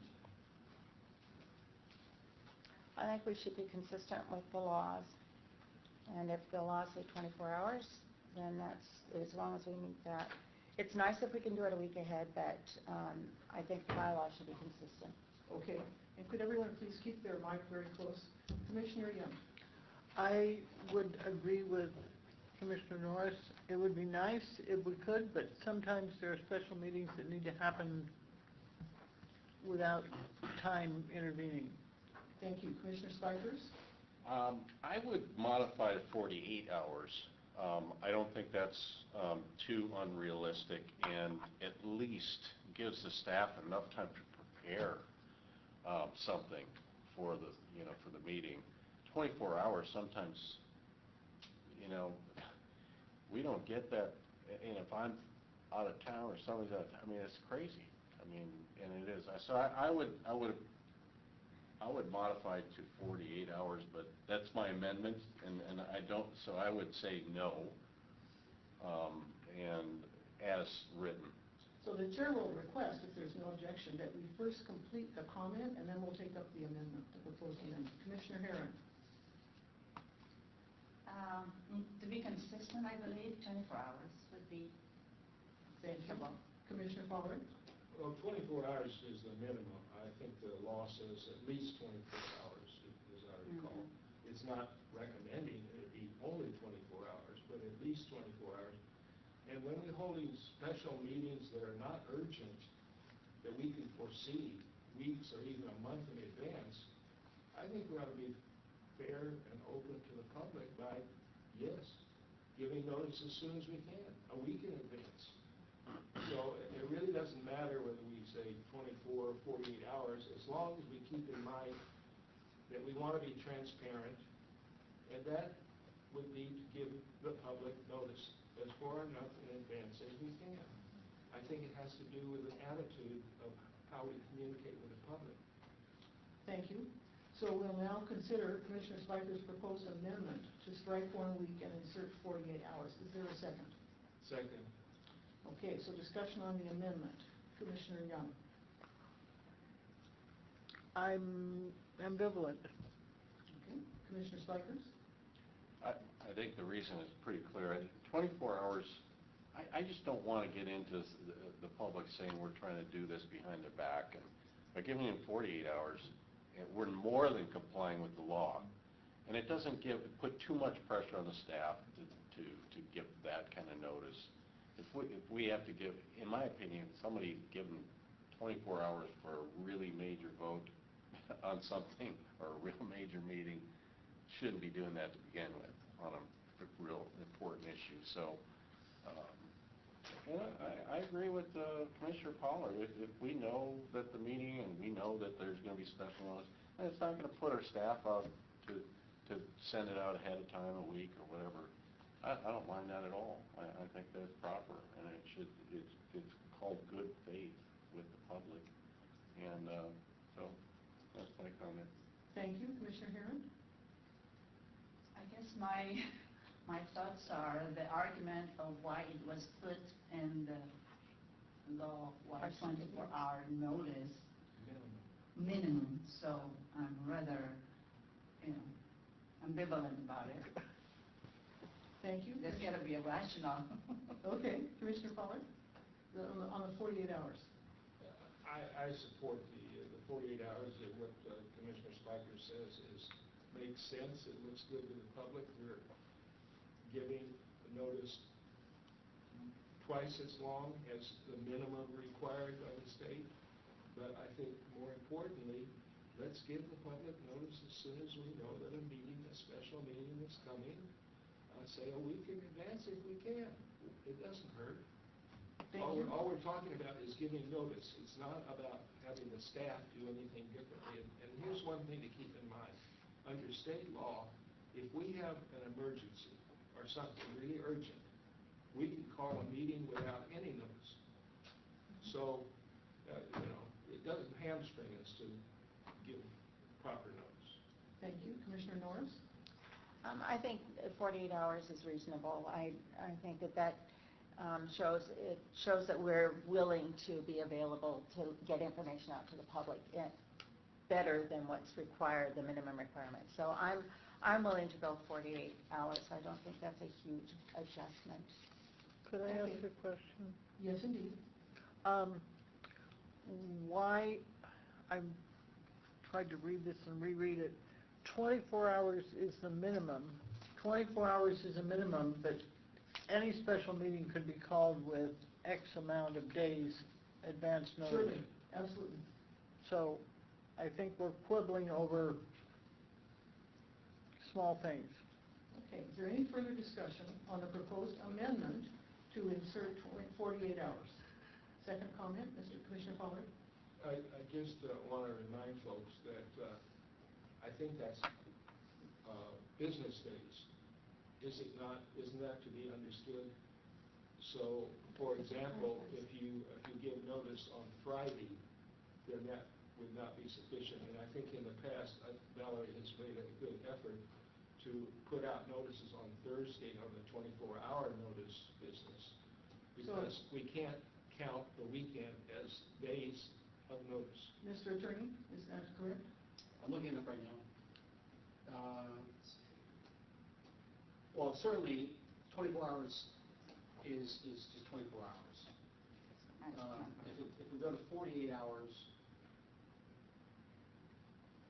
I believe, looking up the Open Public Meeting Act right now. Mr. Superintendent? Valerie? Madam Clerk? Valerie has a comment. Madam Clerk? Well, I just said that I have always excluded the weekend. So since I've been here, we've never had a meeting on Friday. So if the meeting is Monday, it has to be noted by the end of business on Friday. That's when the notice would go out, published notice. You all might get the notice sooner than that, but you also would definitely just have it by Friday, whatever time the meeting is on Monday. Thank you.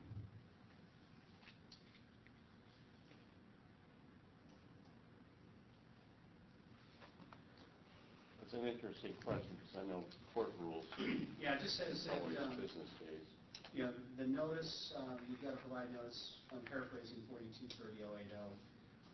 You know, any media that's submitted a request to all the commissioners on your website, a minimum at least 24 hours before the time of such meeting. So I would say that it's just straight 48 hours before the meeting, not business day. There's nothing in the something that specifies Yeah, business days. I looked at it one time too. 48 hours. So if you want to, if the meeting is going to be on a Monday, a Friday, notice would be fine. Yeah.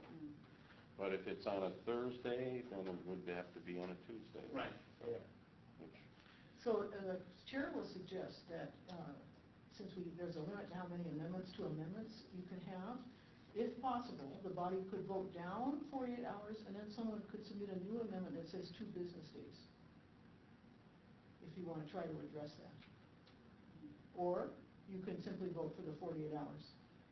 so long as we have it on our site, on our website, the notice, I think, And we do post on our website. then it's not complicated then.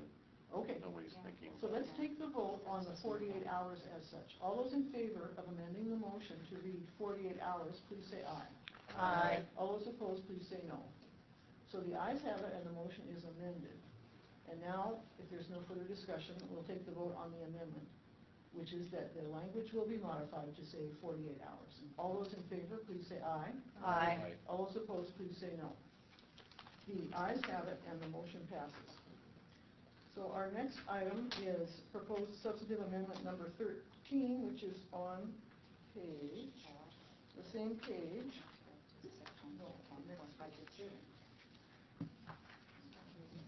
It's on page 4, and it reads, all documents in support of budget proposals, including the proposed budget document, shall be provided to all board members at least 10 days prior to any board meeting to approve the district's annual operating budget.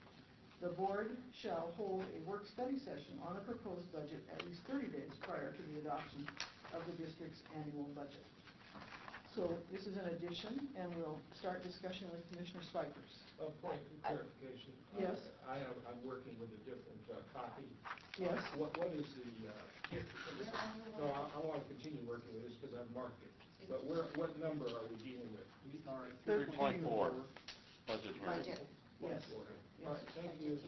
I have a question. And actually, the chair was in error because these are 2 substantive amendments. So the first one is the first sentence, and the second one is the second sentence. I believe, Commissioner Pollard, that it's page 5 of the document that you marked up from the last session, Right. if I may be correct. Okay, so we're going to discuss now the requirement, the question, yes. Yes, I like clarification. You said hold a work-study session, and it says just a work session on the proposed budget. Correct, and that, in fact, is the next one. So first, let's take care of this first sentence. I'm going to read it again. All documents in support of budget proposals, including the proposed budget document, shall be provided to all board members at least 10 days prior to any board meeting to approve the district's annual operating budget. So we'll take comment on this, and if you're just in favor or opposed, you can also simply say that. I make this comment, and that is today is the 3rd of November, is it not? Yes. And on the 10th of November, we are scheduled to approve the budget, is that correct? Yes. All right, that's not 10 days. No, but this is not in effect at this time. It's not in effect. It's not in our bylaws at all, is that correct? But just be aware that if this were in effect, we couldn't do this. Thank you. Mr. Superintendent. Just to point out that it says that the documentation will be provided 10 days in advance. Yes. Not that a meeting would occur, but documentation will be provided. Okay, well, we're getting the documentation, or at least some of it, less than 10 days in advance. You received it last Thursday. Right. With So- this board packet. But what about the public? Do they? It was on our website. Okay, so let's have discussion on this sentence here. Commissioner Spikers. I like the first part of this, but I don't see it being possible that we would be able to do a work session 30 days, just I'm based sorry, on- the work session will be separate. Okay. These are- Oh, I like that, I like the first part. I think we should all have it in our hands 10 days before at least. Yeah. Thank you. At Commissioner least. Herron? Yeah, I agree, 10 days, I think is reasonable. Commissioner Pollard? I'll go with the 10 days, yeah. Commissioner Norris? I agree. Commissioner Okay. Young? I agree. So we'll take the vote. So all those in, oh, May I make a comment? absolutely. Well, thank you very much. Because as the amendment is written, it specifically says 10 days prior to any board meeting to approve. Keep in mind that today you are not approving the budget. It's a budget presentation today. So strictly taken, this could mean that we make sure that we provide you a copy of the budget 10 days prior to the public budget hearing. So last Monday. Yeah, so just, Well, so that We would should be- have had it in our hands if this was by Monday. Right. Of So I this. just want, so typically what it would mean would be, to be compliant with this, documents would be sent to you 10 days prior to the hearing. You'd probably have a meeting just like this one, a week in advance of the hearing, so you'd probably get documents 3 days in advance of this meeting, which would also have been 10 days in advance of the public hearing. I just want you to think through those steps. And if the intent was that you got it 10 days prior to the presentation meeting, that's not what you're achieving here. So I just wanted to note that. Thank you. The chair will ask if we'd like another round on the basis of that information. Commissioner Herron? Oh, yeah, it also says to any board meeting, doesn't have to be November, or even the 10 days can be can be moved forward if it's ready. So Is that it's the right? chair's understanding that the date of approval of the budget is set and that the board is constrained by it? So this is not just any board meeting? It's somebody, okay. Yeah. And I just want to Yeah, clarify, just a moment. Commissioner Pollard? What am I speaking to? So we're still considering this very first sentence here, proposed substantive amendment number 13, and the superintendent has pointed out some facts about the timing. Do you have any further comment? Yeah, I didn't fully understand what the superintendent said. Could you repeat that, please? let me, because you Just a missed moment, Commissioner Spikers, would you like the floor? I would, Please. because I think it's really important to understand that there's a finance meeting that this budget is going to go to, and we're going to get these proposed documents a week before that.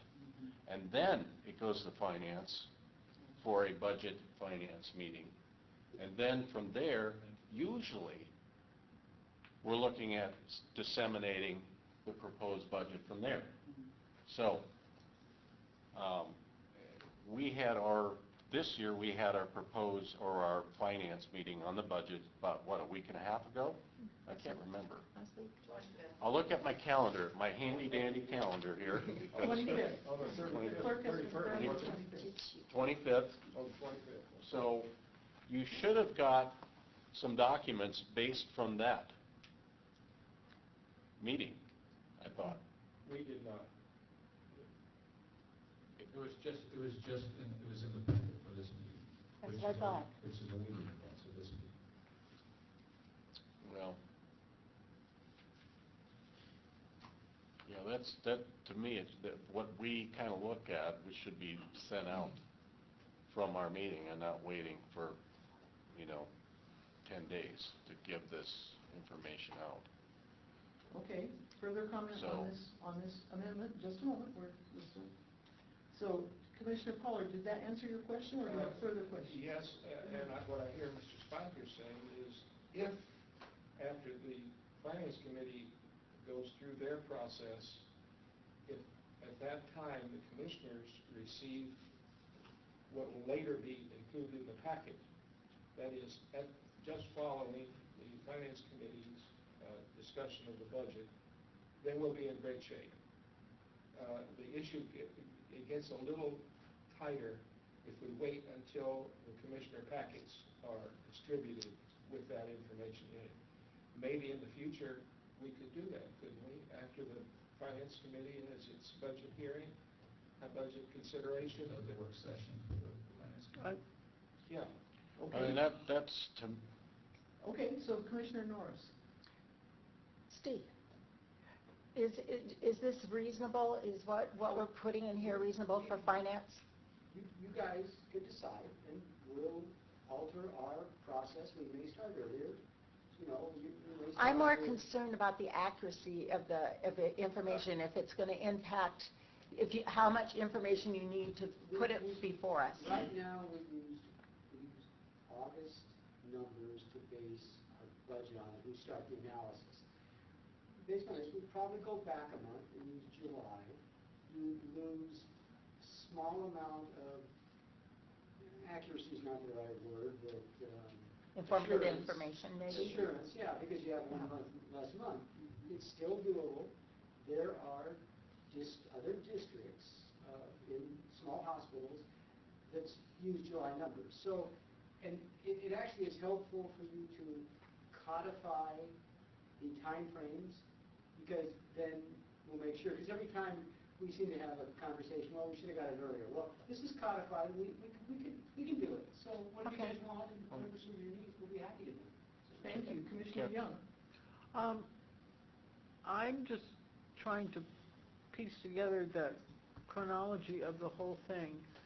The Finance Committee does not make the proposed budget. The proposed budget comes from the executive team, etc. So that needs to be taken into account in our timing situation. And I don't know how that would play out. So we have now had 2 rounds, and the chair will point out that as she reads this statement, this first sentence here, provides for a minimum which in fact is exceeded by current practice. That's true. It provides for a minimum which is exceeded by current practice. So she would feel that this sentence accords with the desire of the body.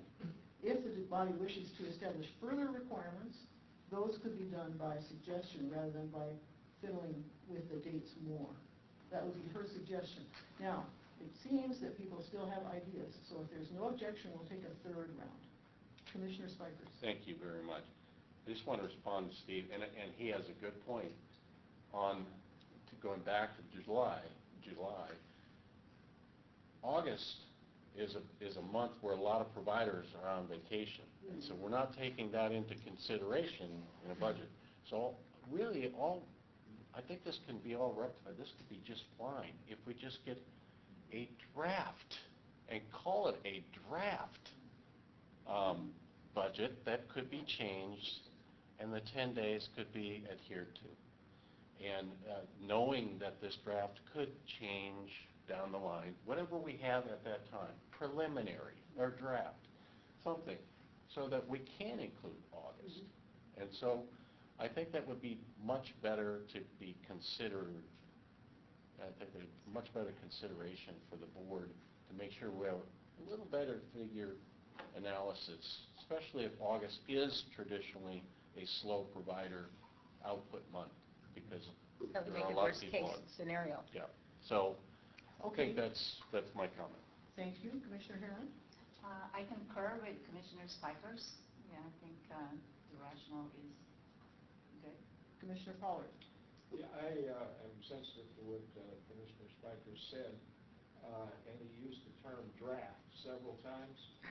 I wonder if we could maybe change this, rather than including the proposed budget document, the draft budget document. So the chair will ask if there's any objection to making that change. That the word proposed will be replaced by the word draft. If you agree, you just remain silent. I'm not sure. Object? I'm not sure that's what you want to do. Okay, very good. We're So, going to get less information. Yeah. It's the same information, it's just that that gives us some flexibility on the timing. so in the chair's view, the word proposed, in fact, implies a draft. Yeah. The word proposed implies a draft and not a Okay. final Okay. budget. So further, we're finishing up our 3rd round. Commissioner Norris, What are you asking me? do you have Chair? any further comments? If you have none, it's fine. Yeah, No, I think I like it without the word draft, and I think Commissioner Spiker's idea that we get it with the August numbers is important to us. So Is that not, did I understand you Yeah, correctly? and Just a moment, commissioners are not supposed to be speaking to Yes, each other. yes, madam. Commissioner Young? Okay, so are we talking about at least 10 days prior to the board? The That's board approval. Yes. To the And board approval. In fact, the way the system is now set up, the board would receive it far more, substantially more than 10 days in advance. Okay. So, Point of order, could you clarify that far more than what? as I earlier stated, this sentence appears to me to set out a minimum requirement, namely 10 days before the budget hearing, which in the current year would be by November 1st, for November 10th hearing. Whereas in fact, with the Finance Committee reviewing the matter, if the Finance Committee sends it out, you would receive it substantially more than that in advance. Yeah. The Finance Committee is on the 25th? It's not the same date every month. Yeah, I mean, it's, yeah. Okay. That was a working Make it session. work. Very well.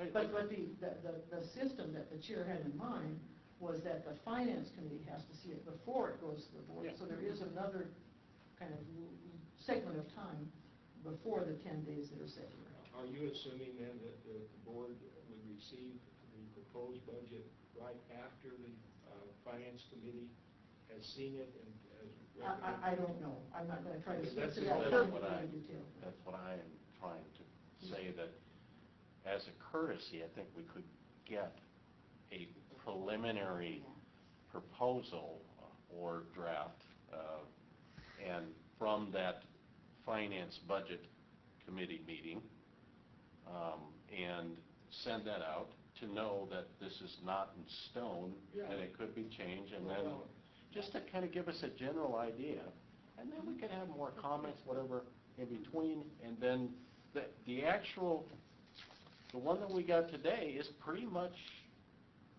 going to be, it's something that,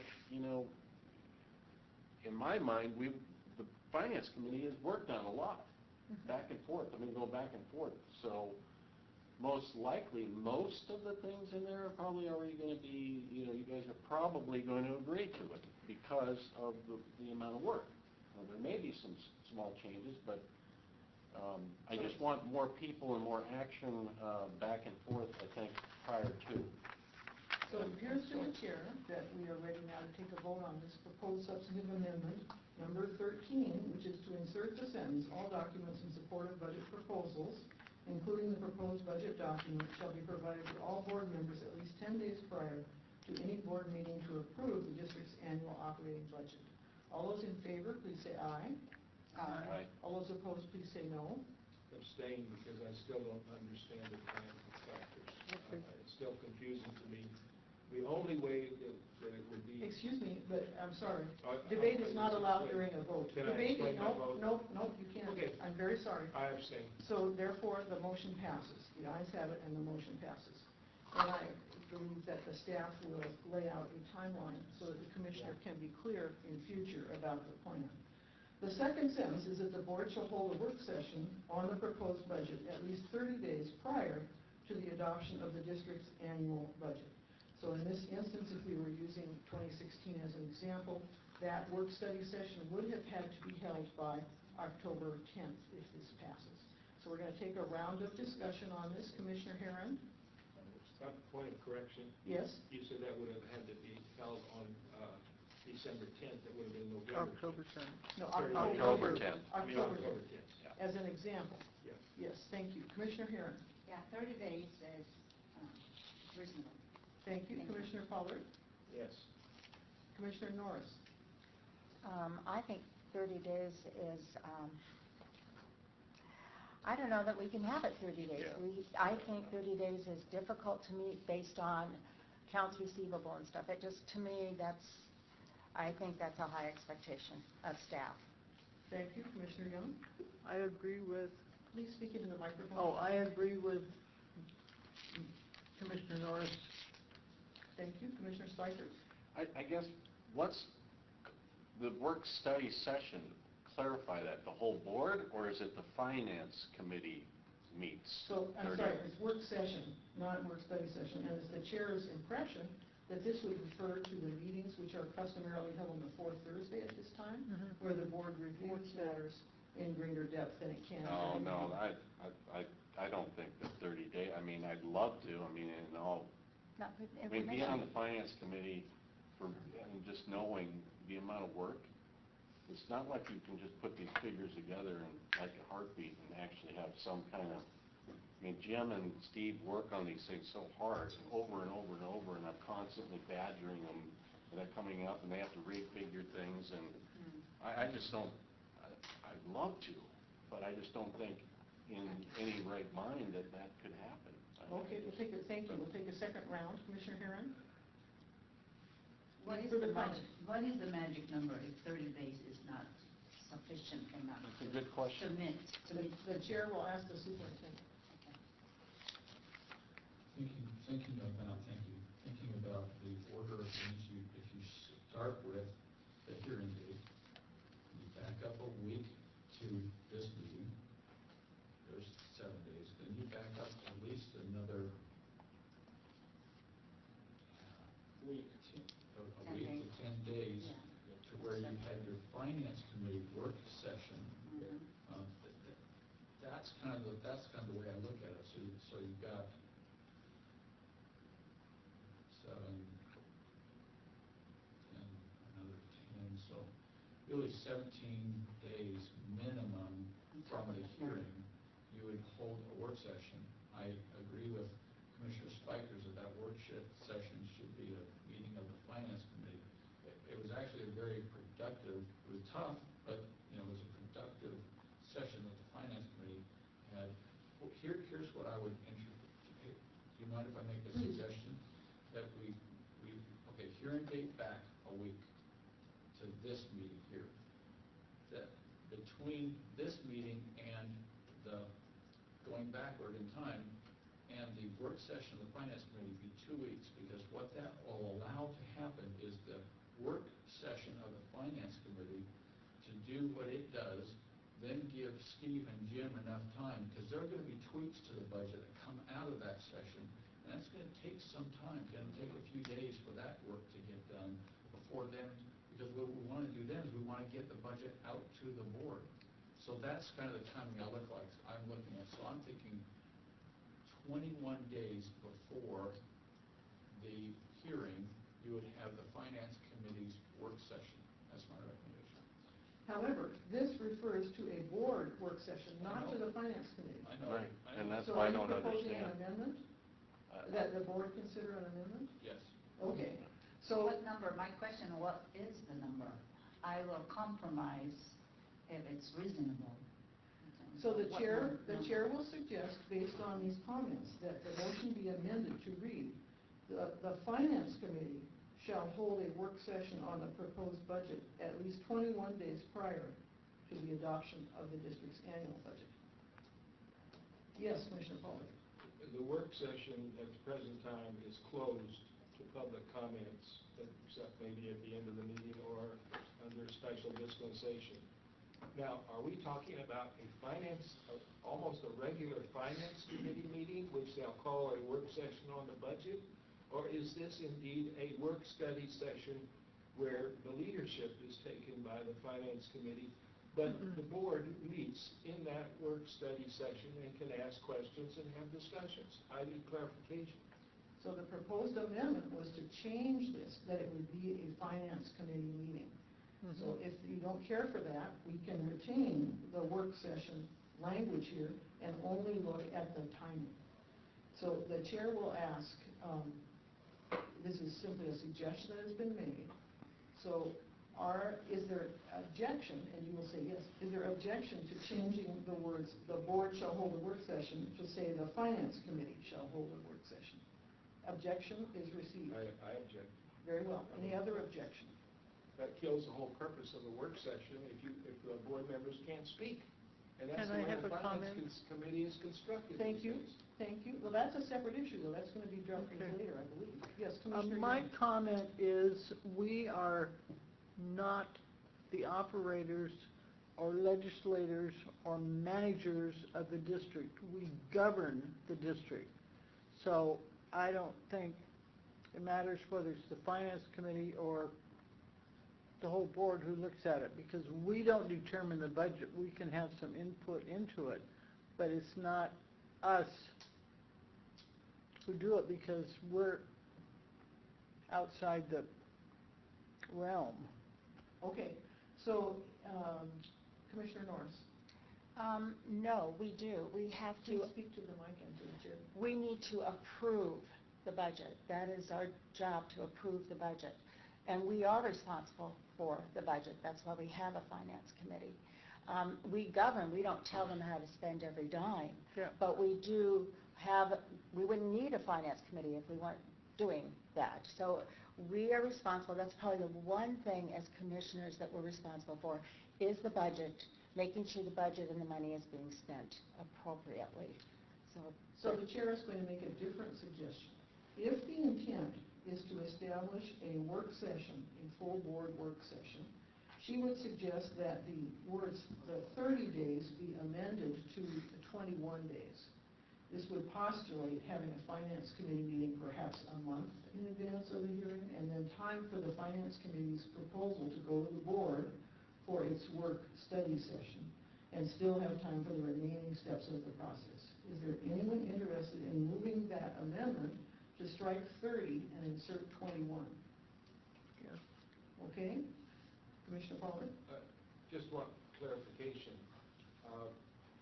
Would that be possible? And that is that the Finance Committee would meet the prior month, and that would lead to a board work study session 21 days in advance.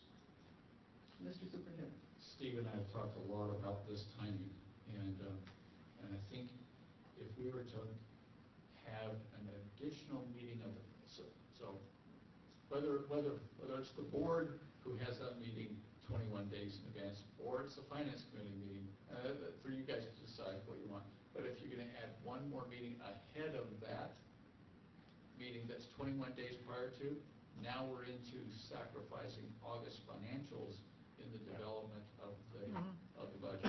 So, and Steve and I talked about, we'll craft the budget out of whatever information we have in order to meet what timelines you would like. But it's for you to consider what that will mean to how we craft the budget. Okay, let's take another round then. Does anyone wish to move to strike 30 and insert 21? I will.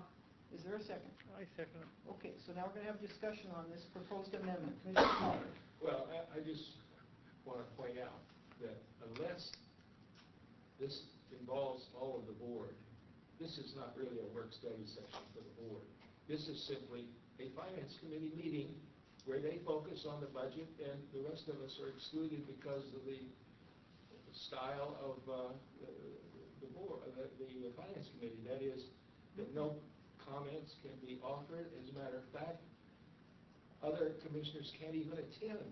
So, Commissioner Pollard, the chair will respectfully point out that although the superintendent made reference to the finance committee, in fact, the proposed substantive amendment, number 14, is that the board, that is the full board, shall hold a work session on the proposed budget at least 21 days prior to the adoption. So we are now considering requiring that there be a full board study session on this at 21 days.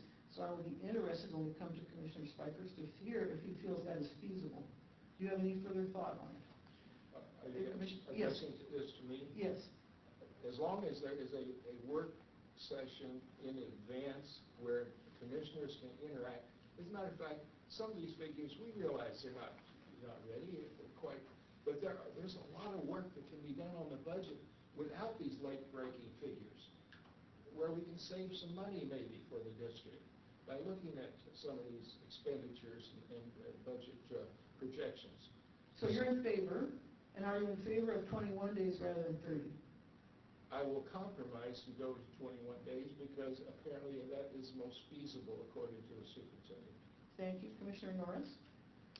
I'm for 21 days. Commissioner Young? Commissioner Spikers?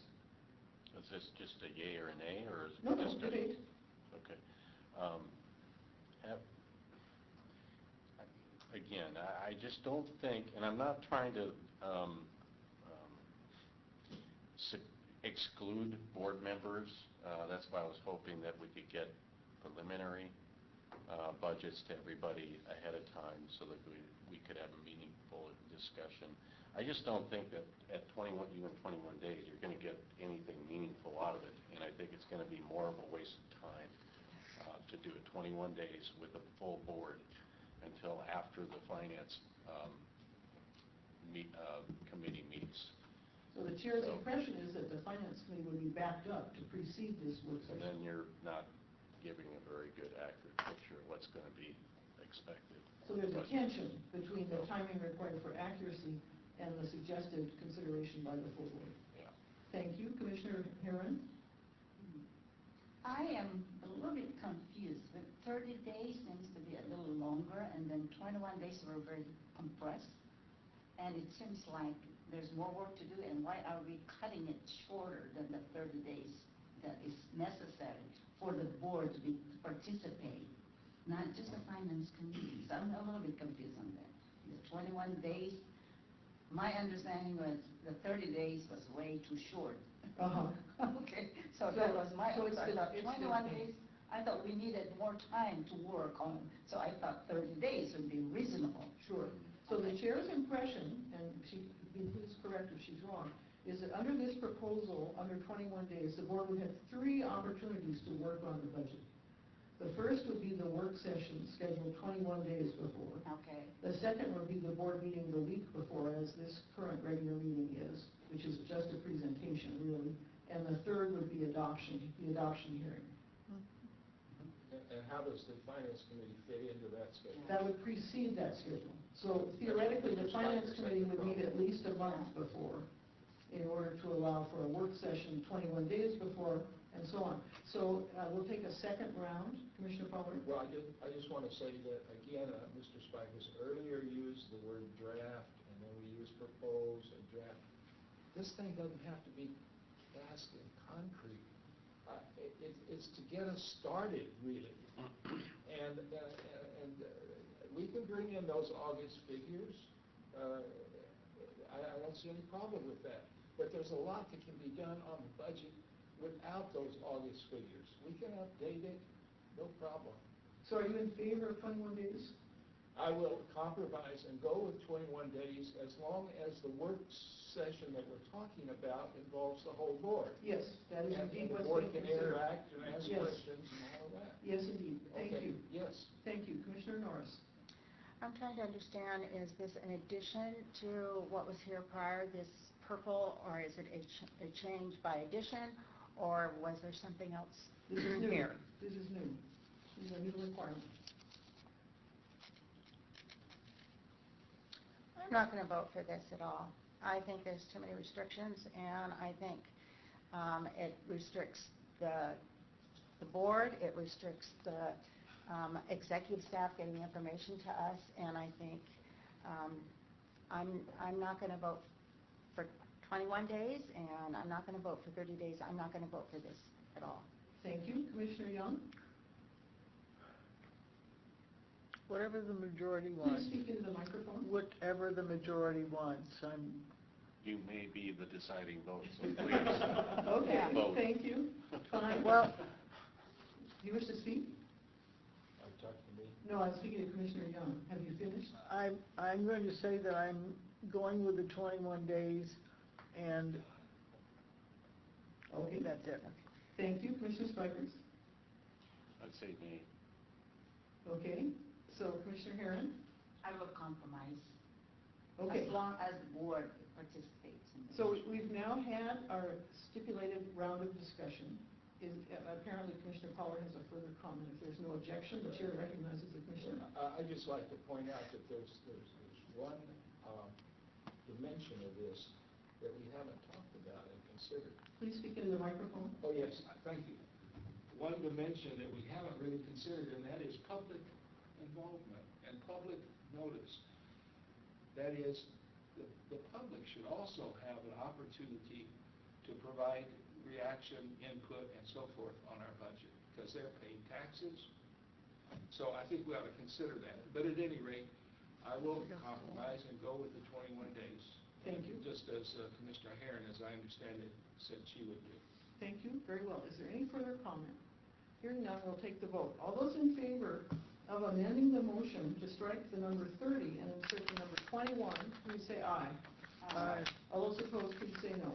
No. No. Okay, so the chair, it appears the chair is in doubt, so we'll take the vote again. All those in favor, this is just the amendment at this moment.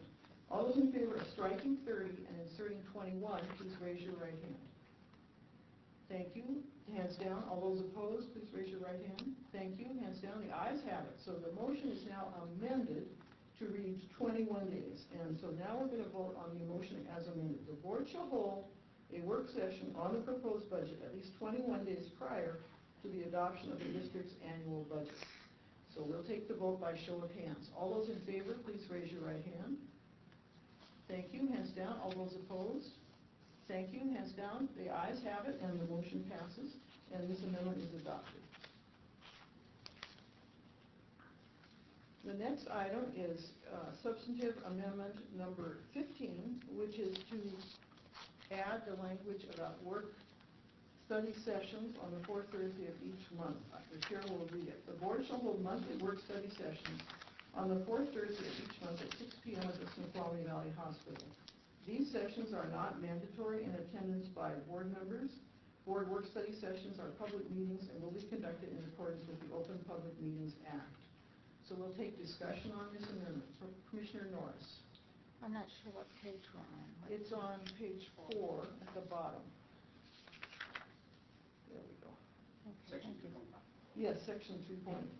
Thank you. Thank you. If we here pass and we'll come back. Yes, I'd like to Commissioner pass for a Young? moment. I think that's a good plan. Thank you. I think it's a good plan. Commissioner Spikers? I don't like the rigidity of the fourth Thursday, but I don't mind having a work study session. Thank you. Commissioner Herron? Yes, I agree. Also, I have a question. Why is that these sessions are not mandatory in attendance in red? Commissioner Rodney, Attorney Rodney, can you explain that? Is that just a fluke, depending on who provided the input? Yeah, I think that it was, I think that was an addition after the original text was put in. Yeah. Yeah. Thank you. Any further comment, Commissioner Herron? I don't know why that's even there, actually. So these sessions are not mandatory? Yeah. So, Well, wait just a moment, please, Commissioner Herron, so you have a question about that. We'll see Yes. if we can address it when we continue. Commissioner Pollard?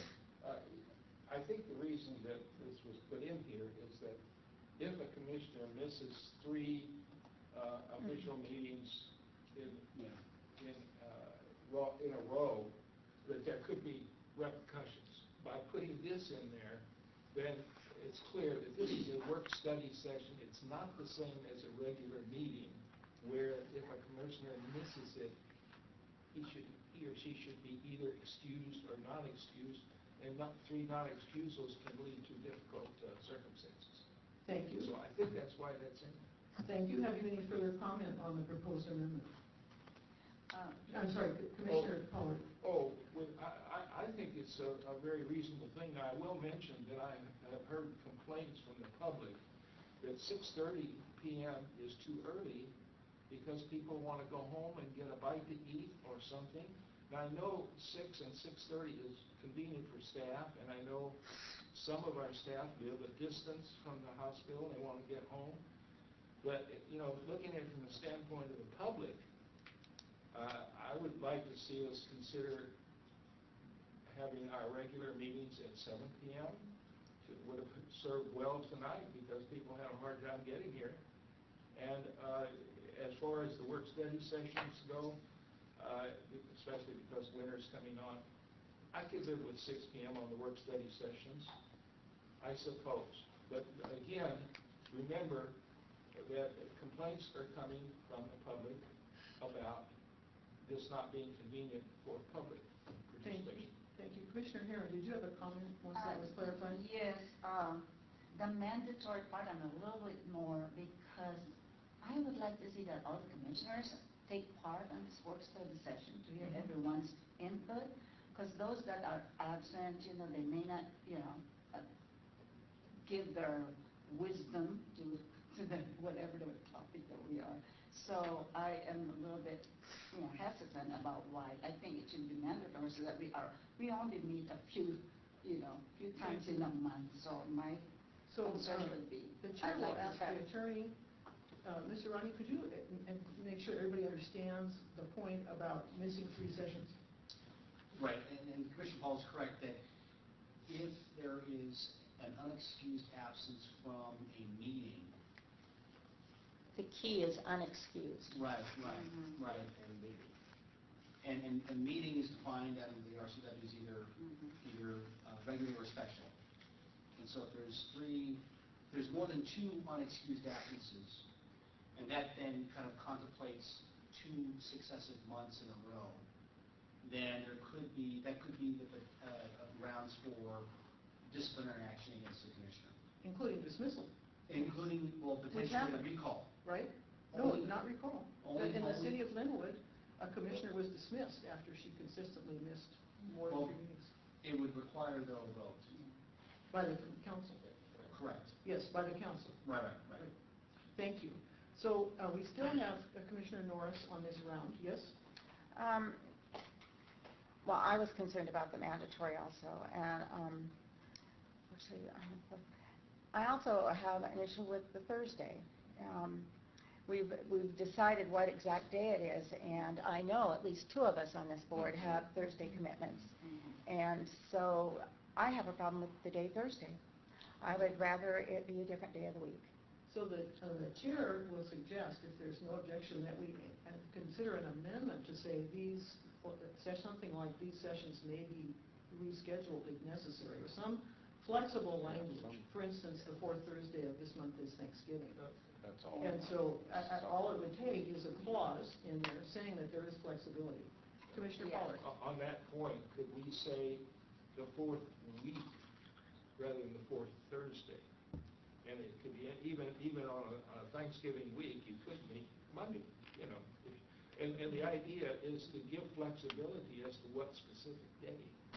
So the chair will entertain a motion to amend by striking Thursday and inserting the word week. Would you like to make that motion? I'd move Is there a that second? motion. I'll second it. Any further discussion? So we'll take the vote on striking the word Thursday and on the 4th Thursday and inserting words in the 4th week. I have a piece of discussion. I kind of operate on... Speak into the microphone, I please. kind of operate on a quasi-rigid schedule, and if you decide one month it's going to be Tuesday and the next month it's going to be Wednesday, I may have a challenge. Well, the chair will suggest that the proposed amendment would allow the staff flexibility to confer with members and to arrive at a schedule which at least would be projected That'll work. over the year. Further discussion on the proposed amendment. Commissioner Pollard. Could we insert the word normally, the 4th week of the month, and give us plenty of flexibility? So that's a separate amendment. So we're just now considering striking on the 4th Thursday and inserting in the 4th week. That's right. Is there any further discussion on this I proposal? call a question. Yes. Just a moment, just a moment. The Okay. question has been called, so is there a second to the call for the question? Hearing none, we'll continue. For the Commissioner sake Herring. of scheduling, to say 4th week, it would be nice if we have a specific day like 4th Wednesday rather than 4th week. So we want to put it on our schedule. Yeah. So then, if you care to, you can suggest to your colleagues that they should vote down this proposed amendment and that you will suggest a different specific day. Yes. The chair will point out, however, that in her view, scheduling this matter at this time is not the best use of board time, and that she would prefer, if possible, that a general statement be adopted and that specifics then be taken later. But that's her personal opinion. So are you ready to vote on the proposed amendment? No, I'd like to Continue. accommodate Yes. Mrs. Theron's concern.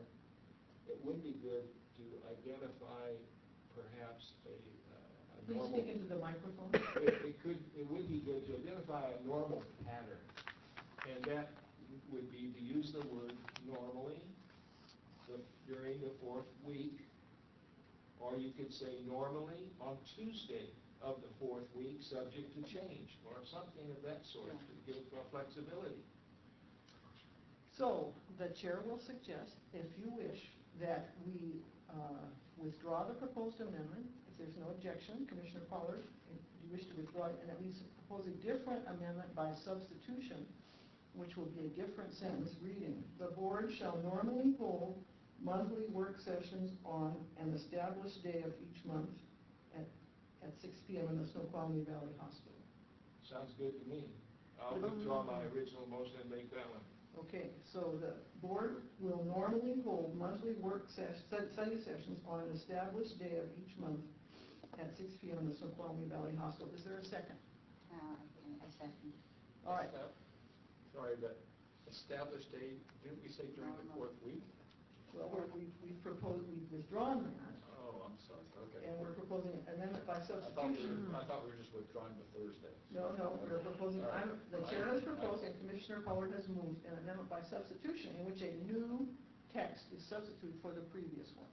So is there any further discussion? Point of order, and that is, would you please read that again? So do you have it, Madam Clerk, or shall I read it?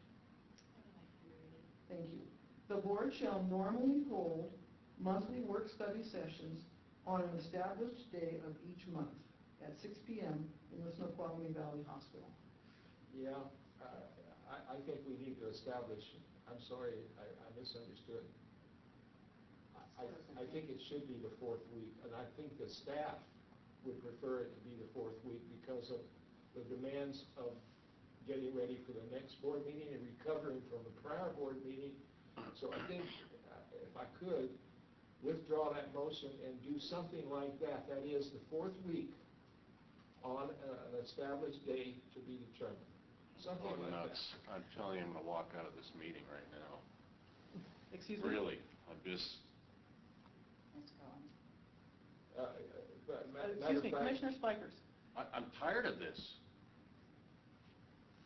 Make it flexible. I'm totally against this whole language. This is ridiculous. Just a moment. Make a motion. To make a motion to just stop Let's move. stop the talking about this. I'm tired of it. This is ridiculous. We squabble over what day, what time, what week. Come on. So if there's no objection, the chair announces a 7-minute recess. Good idea. Hearing no objection, we are in recess until 9:02. Good idea.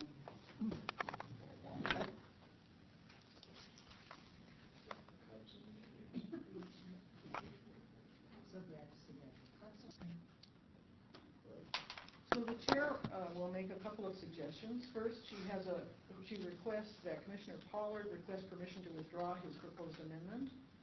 And if he does, and the board agrees, she will propose a different amendment. I request the privilege of withdrawing my original motion. Is there Does that any require a objection? second? No. Is there any objection? No. Hearing none, the original motion is withdrawn. The chair is going to propose a new amendment, and if Commissioner Pollard cares to move it, it reads, the board shall normally hold work-study sessions on the fourth Wednesday of each month. Do you care to move Yes, that? I would like to make that motion. I think that... Let's not debate it. Is there a second? I'll second it. Very well. And the chair believes that in light of the discussions held, no further discussion is necessary. If no objection, she'll call the vote. All those in favor of this amendment, the board shall normally hold work-study sessions on the fourth Wednesday of each month, please say aye. Aye. All those opposed, please say no. The ayes have it, and the motion passes. Now, we have a second point to this amendment. Objection was raised to the words, these suggestions are not mandatory in attendance by commissioners. Does any board member wish to move to strike those words from this proposed amendment? To strike the word. Yes. Is there a second? Second. I'll second it. Okay, very well. And So what we're striking? the proposal is to strike those words, these sessions are not mandatory in attendance by board members. Oh. Now, given the discussion that was previously held, the chair will suggest that we take the vote on this right now. But I made a mistake. I didn't want it to be mandatory. I mean, Yes, if we strike those words, it will not be mandatory. would not be mandatory. So, all right, so we'll take the vote. All those in favor of striking the words, "These sessions are not mandatory in attendance by commissioners," please say aye. Aye. All those opposed, please say no. Okay. The Now I'm ayes- confused. I Yeah. thought, By striking that language, you're making it mandatory. Yeah, right. Yeah, no, we don't want it to be. I we don't don't want want it. to. That's why I'm sorry. Your chair was in error. Yep. The chair was in error. Yep. Thank you for the correction. Yep. All right, so again, the motion is to strike it, which would thereby make the meetings mandatory. All those in favor, please raise your right hand. A clarification, please. Now, wait, we don't want to put Come on. commissioners at jeopardy for not attending a work-study session. So you will vote against this proposed amendment? Well, I just want clarification. Right, so leave it in there or strike it. you're right. So if you, the motion is to strike that language, thereby making it mandatory. So as the chair said, you want to vote against that amendment. So, I don't want it to be mandatory, Yeah, we don't want it. Very well. Okay. Thank which you. means that I'm going to You want to vote leave against the motion. against the proposed amendment, yes. Amendment, okay, yes. So all those in favor of striking the words, "These sessions are not mandatory in attendance by commissioners," please say aye. Aye. Oh, other than- All right, sorry I was for waiting for the right confusion. words. All right, No, let's take I it- mean- I take it again, okay. I'm going to do it by show of hands. All those who want to strike the words, "These sessions are not mandatory in attendance by board members," the effect of which will be to make the work sessions mandatory, please raise your right hand. Thank you. Those opposed, please raise your right hand. Thank you. The noes have it, and the motion fails.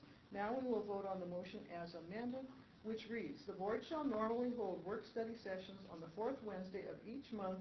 These sessions are not mandatory in attendance by commissioners.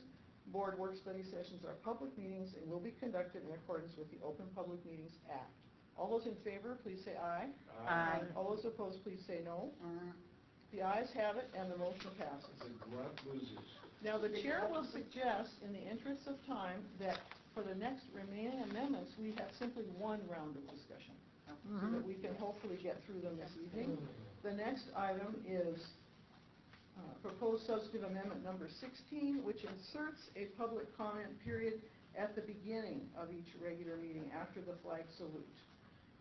Is there any discussion on this motion? Are you ready to vote?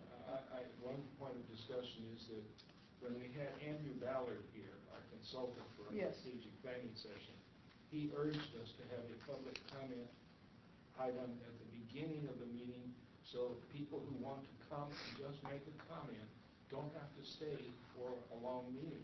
Thank you. But that was his recommendation. Thank you. All those in favor, please say aye. Aye. All those opposed, please say no. The ayes have it, and a public comment session is approved. Next is substantive amendment 17, to insert a public comment session at the end of each meeting. Is there any discussion? I just add that Andrew Ballard also recommended that we want at the end of the meeting. Thank you. All those in favor of inserting this, please say aye. Aye. All those opposed, please say no. The ayes have it, and the second public comment session is inserted. Next is substantive amendment number 18, which is on page 6 of today's document, or on page 7 of last month's document, and it's to insert a new sentence. Yes? Sorry, can I just ask for a clarification on the last two? Yes. Amendments? Would that mean that we would have that at the beginning, at the end? And what would happen to the public comment? That's what I. Middle is in there. Middle is Middle is in there already. So we would have three. Three. Three? Oh, well then, that's not what I always understood. I didn't vote, guys. I didn't Oh, either. okay, let's, can we? I'm sorry. Because I didn't understand that. It wasn't clear to Yeah, me. yeah. But, I just want to make sure we knew that we should put three in. Okay, so the chair will No. point out that on this item, 3.7, there is the just approved public comment at the beginning, there is public comment in the middle, and there is public comment at the end. She has found that many bodies do this, and they do restrict the first public comment session to general public comment, things that are not related to the business of the board. That is a further point, which you all could make if you wish to. It could also be done by policy. It's possible to have a public comment policy. The chair will also mention that in her observation of this body, it does not appear to her that this requirement will be onerous because the public has not been clamoring to speak at every opportunity. So she would recommend simply proceeding. However, a member who voted with the prevailing side could move to reconsider if desired. I would recommend we try it. We can always change it, but why not try it? We just voted it in. Yeah. Okay. I would make a motion to reconsider. 2 public comments is good, 1 substantive and 1 general, that's fine. We don't need 3. Okay, so it's been moved to reconsider the last vote taken, which was on public comment at the end. Is there a second to the I'll move to second it. reconsider? Okay, so we go back as if we had not voted. Is there any further discussion needed on this? We need a public comment opportunity at the middle after business has been introduced. That's not being discussed. That is in here. It's always been in here. It Okay. remains. It remains. So that remains. Mm-hmm. All right, and then, therefore, we have now a public comment at the beginning for Yes. general comments? Well, that's not specified. All right, It's well, you mentioned that's the way a you possibility. do it. Mhm. Okay, so right now we have one at the beginning of the Mhm. meeting for people who want to come and make a comment and go home. Yes, And then we have one in the middle of the meeting, which we've always had. yes, And then there'll be one at the end of the meeting. yes, if you vote in favor. However, we're now having discussion. Commissioner Spikers has indicated his view that this third one is not necessary. Does any other member care to make one comment about this third point? I will. I think that it isn't necessary if you give them an opportunity at the beginning, give an opportunity at the middle prior to business. They've already heard what our business is. What's done is done after that. So I am not in favor of another one at the end. Thank you. Further comment? I'm It just, is tedious if we have 3 pieces. I- Time consuming.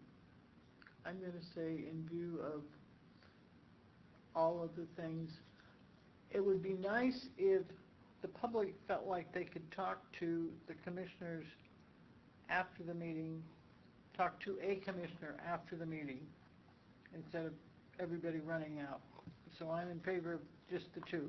Okay, so we're going to take the vote now, which is as if we had never voted. That's what the motion to reconsider means. So the proposal is to insert a third public comment session.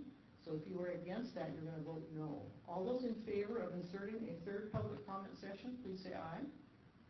All those opposed, Aye. please say no. No. No. The noes have it, and this this amendment is defeated. So we now have public comment at the beginning and the middle. Correct. Thank you. Correct. So, now we're on to proposed substantive amendment number 18, which is to insert the phrase, provided that they do not discuss hospital business while engaged in such travel. This is in section 4, on action by the board. The chair will point out that this repeats the requirements of the Open Meetings Act. So it is simply putting into the bylaws a restriction which already exists. She will ask if there's any comment. We'll take just one round. Commissioner Young? I have no comment. Commissioner Spikers?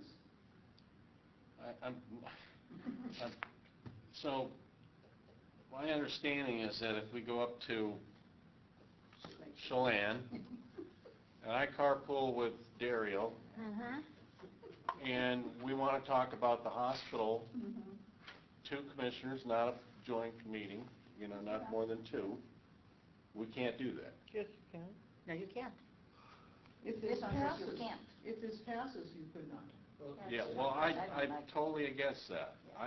No, Part but of it this- says for a majority of the members of the board to If travel it's a together. majority, that's fine, Yeah. But you yeah. cannot, yeah, what happens So, on freedom? So, yeah, Mr. am I Attorney, right? Mr. Attorney. This is, if there's a van, and all 5 commissioners are in the van going to Or Chelan, even a Yeah. quorum. or 3, yeah, there's Okay. a quorum, then Oh, we okay, can that's discuss. fine, I don't want that. So, but, But Mr. you should not Attorney, even do Mr. that. Attorney, Yeah. does You want- this phrase further restrict You and I. the ability of commissioners? Okay, could we have, no side talk, please? I have a question, important question for the attorney. Does this phrase impose a greater restriction than the Open Public Meetings Act now exerts? No, it's consistent with the old. It's consistent, so this would not prevent 2 commissioners from speaking to each other. Correct. Okay, any further comment, Commissioner Herron? Is that necessary to even apply it here? I mean, It was a recommendation, it was a proposed amendment, and it mirrors what the OPMA requires. Oh, we're not taking any action, just discussing things. No, we're gonna But vote. talking about the hospital, you know, some comments maybe. If you're, and it's less than a quorum, you can discuss all you want. But if you're a quorum, you may not. And that's under the Open Public Meetings Act, that's already there. So my freedom of speech is. Severely limited. The Open Public Meetings Act severely limits your freedom of speech. Commissioner Pollard. Yeah, this does no harm. It repeats what's in the Open Public Meetings Act for commissioners' convenience to remind them that this is the way it should be done. So Thank you. I'm in favor of it because it does no harm. Thank you, so we'll take the vote. All those in favor of inserting the words that they do not... Excuse me, I didn't get to...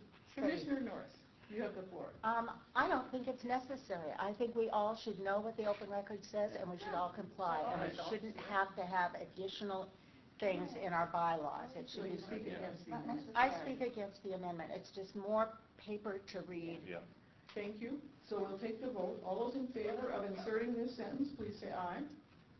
Aye. All those opposed, please say no. No. The noes have it, and the amendment fails. We will now look at proposed substantive amendment number 19, and we have two options here, so we're going to take them in order. The first is, this is section 7.1, the Finance Committee Chair, in his or her discretion and based on time permitting, may allow for public comment during open Finance Committee meetings. We will consider this amendment first, and then we will consider the second language, which says, is a second different amendment, that meetings of the Finance Committee shall be open to the public. So the first one we're going to consider gives the Finance Committee Chair discretion. Is there, we'll take discussion on that. Let's start with Commissioner Spikers. I believe that time permitting, like this last finance meeting, we finished 6 minutes before 1 o'clock, so I took 2 public comments. And obviously, if I feel that, like during the budget meetings, budget times, that I want to have other comments made from the public, especially about the budget, when during the, I will open it up. But I mean, you know, I think it's, I don't want to waste people's time, and I think, you know, when it's crucial to get opinion, obviously it would be in my opinion, but I would like that flexibility. Thank you. Commissioner Herron? Yeah, it looks like there's some flexibility because I like last Monday's finance meeting, the Please chair speak into the microphone. at his discretion, he can allow it. So you're in favor? Yes. Thank you. Commissioner Pollard? I'll go with this because that's what Mr. Spiker, as new chairman, would like. Thank you. Commissioner Norris? I'll go with the first part. The Finance Committee Chair, in his or her discretion and based on the time permitting, may allow for public comment during an open Finance Committee meetings. Thank you. Commissioner Young? It's fine with me. So we're going to take the vote on this. So all those in favor of this language, the Finance Committee Chair, in his or her discretion and based on time permitting, may allow for public comment during open Finance Committee meetings, please say aye. Aye. Aye. All those opposed, please say no. The ayes have it, and the motion passes. Now, by the vagaries of parliamentary procedure, we must now consider the next version. And so I would recommend that those who favored the one we just passed would vote against the next version. The next version reads, meetings of the Finance Committee shall be open to the public for observation, for questions, and for public comment. As may be necessary, the Finance Committee may move part of its meeting into executive session from which the public would be excluded for reasons specified under the OPMA. Every effort shall be made, however, to make this an open meeting. So the chair hopes that there's no need for discussion since the opinion of the body was so clearly expressed, so she'll take a vote. Again, she would expect that the members would vote against this since you just approved an alternative. All those in favor of this amendment, please say aye. Aye. All those opposed, please say no. Oh. Wait. I Please agree. rephrase. Okay, we're going to take the vote again. I'm going to abstain because I didn't realize it was either or. And now you're saying that because we voted in the first one, that this must be moot. No, it's not moot. A member can vote for this next one. But this is the funny thing about bylaws amendments. You can vote on contradictory amendments, Well, one after the other. So I if just- you prefer this one, you can vote for it. Well, I just think in terms of the discussion, we should have considered this as an option before we took a vote on the first one, because they're related. Well, the chair regrets to state that she also feels this is a strange aspect of the bylaws amendments, but it's the way it goes. So now we are voting on the second version. If you approve the second version, it would replace the version that we just approved. All those in favor of this second version, please say aye. Aye. All those opposed, please say no. No. The noes have it, and the second version is not adopted. We now move on to proposed substantive amendment number 20, which is to take the words "a member of the public" and insert the words "one or more members." This is a change there. Well, yeah. That was a technical amendment that I think we're now going on to 21. 21. My document says substantive amendment, Jay. I don't believe we considered this. He said he just made a mistake. Yeah, I think there was an error, because otherwise then, according to the tracker sheet, then we would be off, because Okay. 20 was the alternate language. Oh, okay. And so now 21 is down to the scope of the finance committee to include loss of cost status. Okay, so the chair will assume that there's no objection to inserting the words "one or more members." Hearing That no was, objection. that was a technical amendment, should have been listed as technical. Okay, is there objection, Mr. Klein? No objection, but I do have a point of inquiry of the chair. Yes. Once again, it's about 9:30, and we need to introduce the budget document. Well, quit Absolutely, talking. as I understand it. I would suggest that we try to wind up this meeting as we did last time, no later than 10, which may mean truncating the balance of the bylaws. We're on the 2 pages left on this. The chair is hopeful that we will be able to swiftly move through and still leave time for the budget amendment.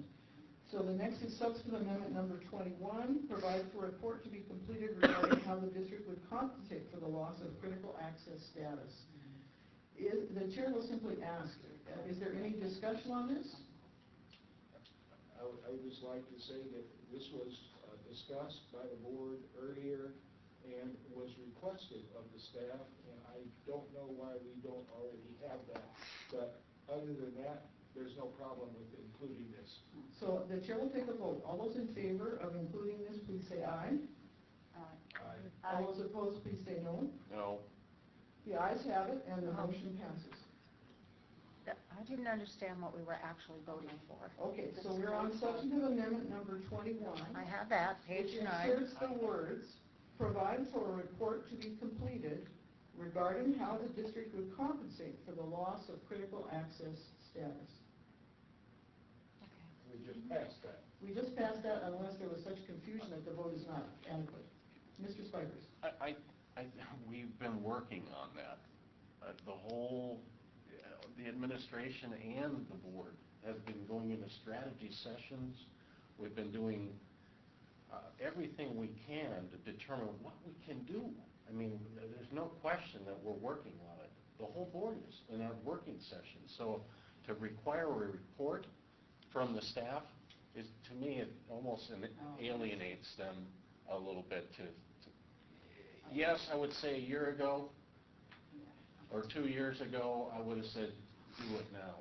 So, Mr. Spikers, would you like to move to reconsider this in light of the fact I that we would. had a discussion? I Thank would. you. Is there any objection to reconsider? I object, and I'd like to ask the superintendent his views on that particular addition. Okay, so first we'll take a vote on whether to reconsider the vote we just took. All those in favor of reconsidering that vote, which means we can have further discussion, please say aye. Aye. All those opposed, please say no. The ayes have it. Mr. Superintendent, do you care to speak to this? I do. First of all, regardless of the issues that Commissioner Spikers talked about, this seems like an odd amendment to our bylaws. It's a very specific request for a very specific report. It seems like it would be something that the Finance Committee would request of staff, not something that would be in your Or the whole bylaws. board. Yes. So that's just a comment. The other is that this has been a topic for lots of our conversation. We discussed it quite a bit in our strategic planning session, we have strategies now regarding viability that speak to the concern and risk. The other thing is the loss of critical access status is a moving variable, and it is not something that I would think you'd want permanently in your bylaws. As we all remember at our Chelan conference, there was not one session, not one comment from any one speaker about the risk of critical access status. What we are facing is the move from volume-based payment to value-based payment. We heard a lot about that. And as a board and executive team, we prioritize highly a need to look at an affiliation strategy, which also in part speaks to this issue. And I'll come back full circle and just say this seems like an odd thing to be put into the bylaws. Thank you. Are you ready to vote? And the vote is, please repeat the motion. The motion is to insert the words, provide for a report to be completed regarding how the district would compensate for the loss of critical access status into these bylaws. So those who want to follow the leadership of the superintendent and Mr. Spikers on this point would vote no. Correct. Thank you. All those in favor, please say aye. All those opposed, please say no. No. No. So the motion fails and the amendment is not included. If the body will allow her the liberty, the chair will, as we move through these other amendments, indicate which ones in her view should not require discussion. The next one is proposed substitute amendment number 22, which inserts the words into the medical committee and such other staff members as the committee deems appropriate. In the chair's view, no discussion is required. No All those in discussion favor, required. please say aye. No discussion No required. discussion is required. If there's no objection, we'll take the vote on this. All those in favor of inserting these words and such other staff members as the committee deems appropriate, please say aye. Where are we now? We're on substantive amendment number 22. All right. It's the composition of the Increasing medical the membership. Uh-huh. I'd say yes. I would say yes, no problem. Medical All those committee, opposed? other staff members. Okay, there being no objection, No objection to it. Can we just, yes, it gives the committee because the there freedom. is a medical committee of the staff it is, and there's a medical committee of the board that the board is part of. Yes. 2 board members, so why do Yes. we need to have another, to add a staff in the medical board committee? Is that what this is? You are correct. You are correct. If you do not wish to give the staff that freedom, you should vote against this proposed amendment. Because there's already 2 medical, one is the staff itself, the executive staff that includes some of the department heads, that's the staff of the hospital. Mhm. And they have their own particular medical committee. And then there's a committee that the 2 board members are Yes. part of. So this amendment proposes to give the staff the freedom to add other staff members, if they judge it appropriate, to the board medical committee. Correction, point of clarification. Yes. It does not give the staff the privilege, it gives the committee. Oh, which that's would correct. include- Thank you. Which would Yes. include the 2 commissioners. Thank you. Yeah. That is So an it would be important a point. committee action. I am in favor of giving them that flexibility. They don't have to appoint anybody, but Yeah. it allows them to. Thank you. For Further discussion? confidentiality's sake, we want to make Further discussion? All right. All those in favor, please say aye. Aye. Aye. All those opposed, please say no. The ayes have it, and the motion passes. The next substantive amendment is number 23. The medical committee will receive, consider, and resolve patient and customer complaints related to medical services. The medical committee will keep the board apprised of all patient and customer complaints regarding the provision of medical services within the boundaries of HIPAA, the Privacy Act. So again, in the chair's view, this does not require discussion. Does anyone wish to discuss it? Yeah, I'd wish to discuss it. Commissioner Norris. I think that this is already done in quality control. I think that we see all these figures, so it's already in 2 different places. So I don't know that it needs to be there. Thank you. Further discussion? I'm not sure, Please speak into the microphone. I'm not sure it is the medical committee's job to do this. Thank you. Further discussion? Commissioner Pollard. We have had cases where members of the public have had to send letters directly to individual commissioners to complain about some aspect of hospital services.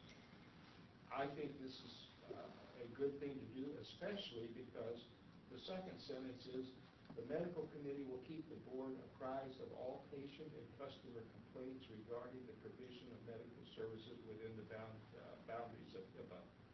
So, particularly because of that second sentence, I'd like the board to know, rather than having to receive direct mail from complainants. Commissioner Herron? Commissioner Spivers? Did you have a? Not right now, I'm still trying Did to the- decipher all these things. Is that the job of the medical committee right now, to receive, consider, and resolve? No, No? not It's at the all. quality committee. It's a quality, yeah. Yeah. I thought it was the quality. Because you don't get the protection of privilege in Right. the medical committee. Yeah, You get the quality. that's what I was concerned about, and so if it was the quality committee, it would be different. But Right. this is the medical committee, so I would not be in favor of it. Yeah. So it sounds as though we're ready to vote. All those in favor of inserting this proposal, please say aye. Aye. All those opposed, please say no. Wait a minute, No. The noes have it, and the motion fails. Did we, can we just go back? I wasn't quite sure the proposed substantive amendment 22, did we approve that to add another staff? Was that approved? Yes. To add another staff in the As medical it deemed The committee appropriate. invited Committee, another yes. member of the staff. That's Yes. what you're Oh, I talking see. about. The Okay, committee sorry. invited, Yeah, not the Yes. staff. No, that was an important point. Thank you, Okay, Commissioner thank you. Fowler. So 23 has failed. Now 24, again, the chair will suggest that in light of the freedom previously accorded to the chair of the finance committee, this does not need discussion because it gives the facilities chair the same freedom. The facilities committee chair, in his or her discretion, may allow for public comment during open facility committee meetings. Are you ready to vote? All those in favor of this amendment, please say aye. Aye. All those opposed, please say no. The ayes have it, and the motion passes. The next substantive amendment, number 25, inserts facilities director as a named member of the facilities committee. Again, the chair feels that this does not require discussion. All those in favor, please say aye. Aye. All those opposed, please say no. Next, 26 is longer. It adds additions to the scope of the facilities committee, 1, 2, 3, 4, 5, 6. It adds 6 points to the scope of the facilities committee. Is there discussion? Yeah, some of these things aren't issues that should be in that. They should be staff issues. They should not necessarily be commissioner issues or committee issues. Thank you. Commissioner Young? Ditto. I agree. Commissioner Spivers? Commissioner Herron? I concur. Commissioner Pollard? I think that folks are a little impatient, and this is the work of the facilities committee. No, it's not. I'd That like to doesn't hear fit. another member of the facilities committee comment on this. Doesn't this lay out more the responsibilities of the facilities committee, Mr. Superintendent? I'd have to take it point by point. Okay. That's putting the superintendent in a difficult position to have to comment on, and potentially. Well, what this is trying to indicate the scope of the responsibilities of the facilities committee. And just like tonight, when I reported on facilities committee, I addressed traffic issues, promoted coordination, and so forth with the city, and all of it.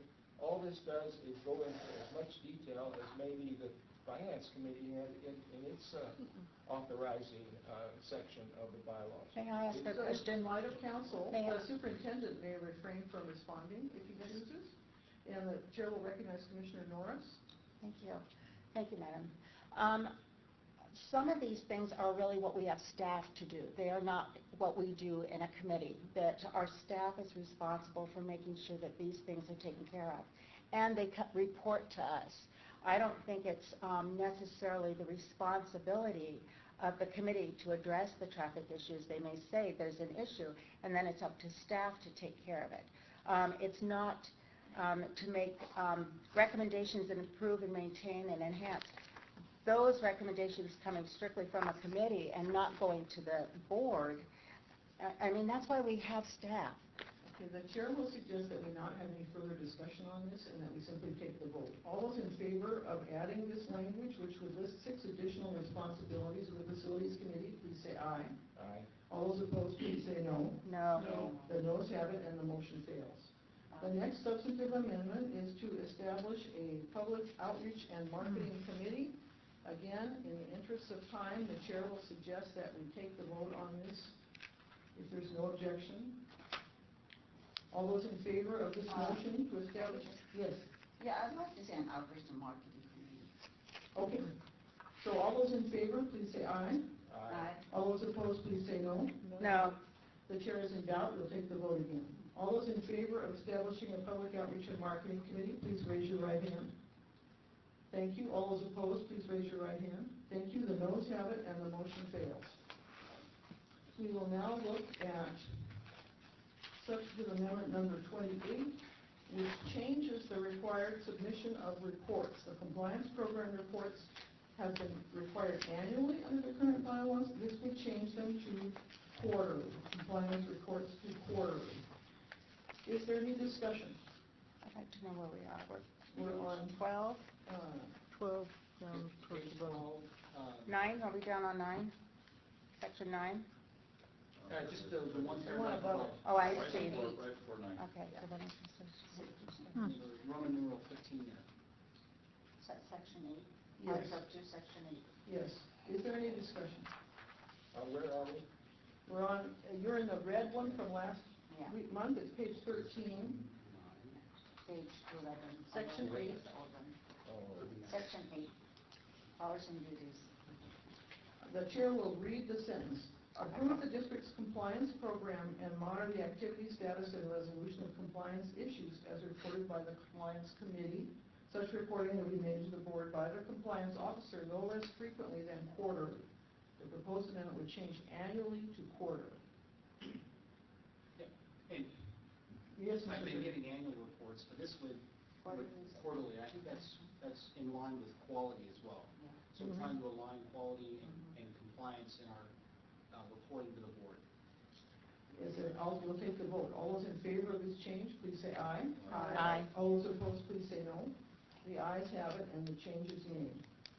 In the chair's view, section 9, the amendment requires no discussion because it states what is already the case, namely, with conflict of interest, it shall be the duty of each board member and staff member to make a timely disclosure to the superintendent and or the board president about any known or suspected conflicts of interest as defined by this section. Unless any member wishes to speak, we'll take a vote. I'll just make a comment. That would mean that if a commissioner knew of a conflict of interest on the part of another commissioner, that commissioner would have the duty to report it. That is correct. All right. That is correct. Seems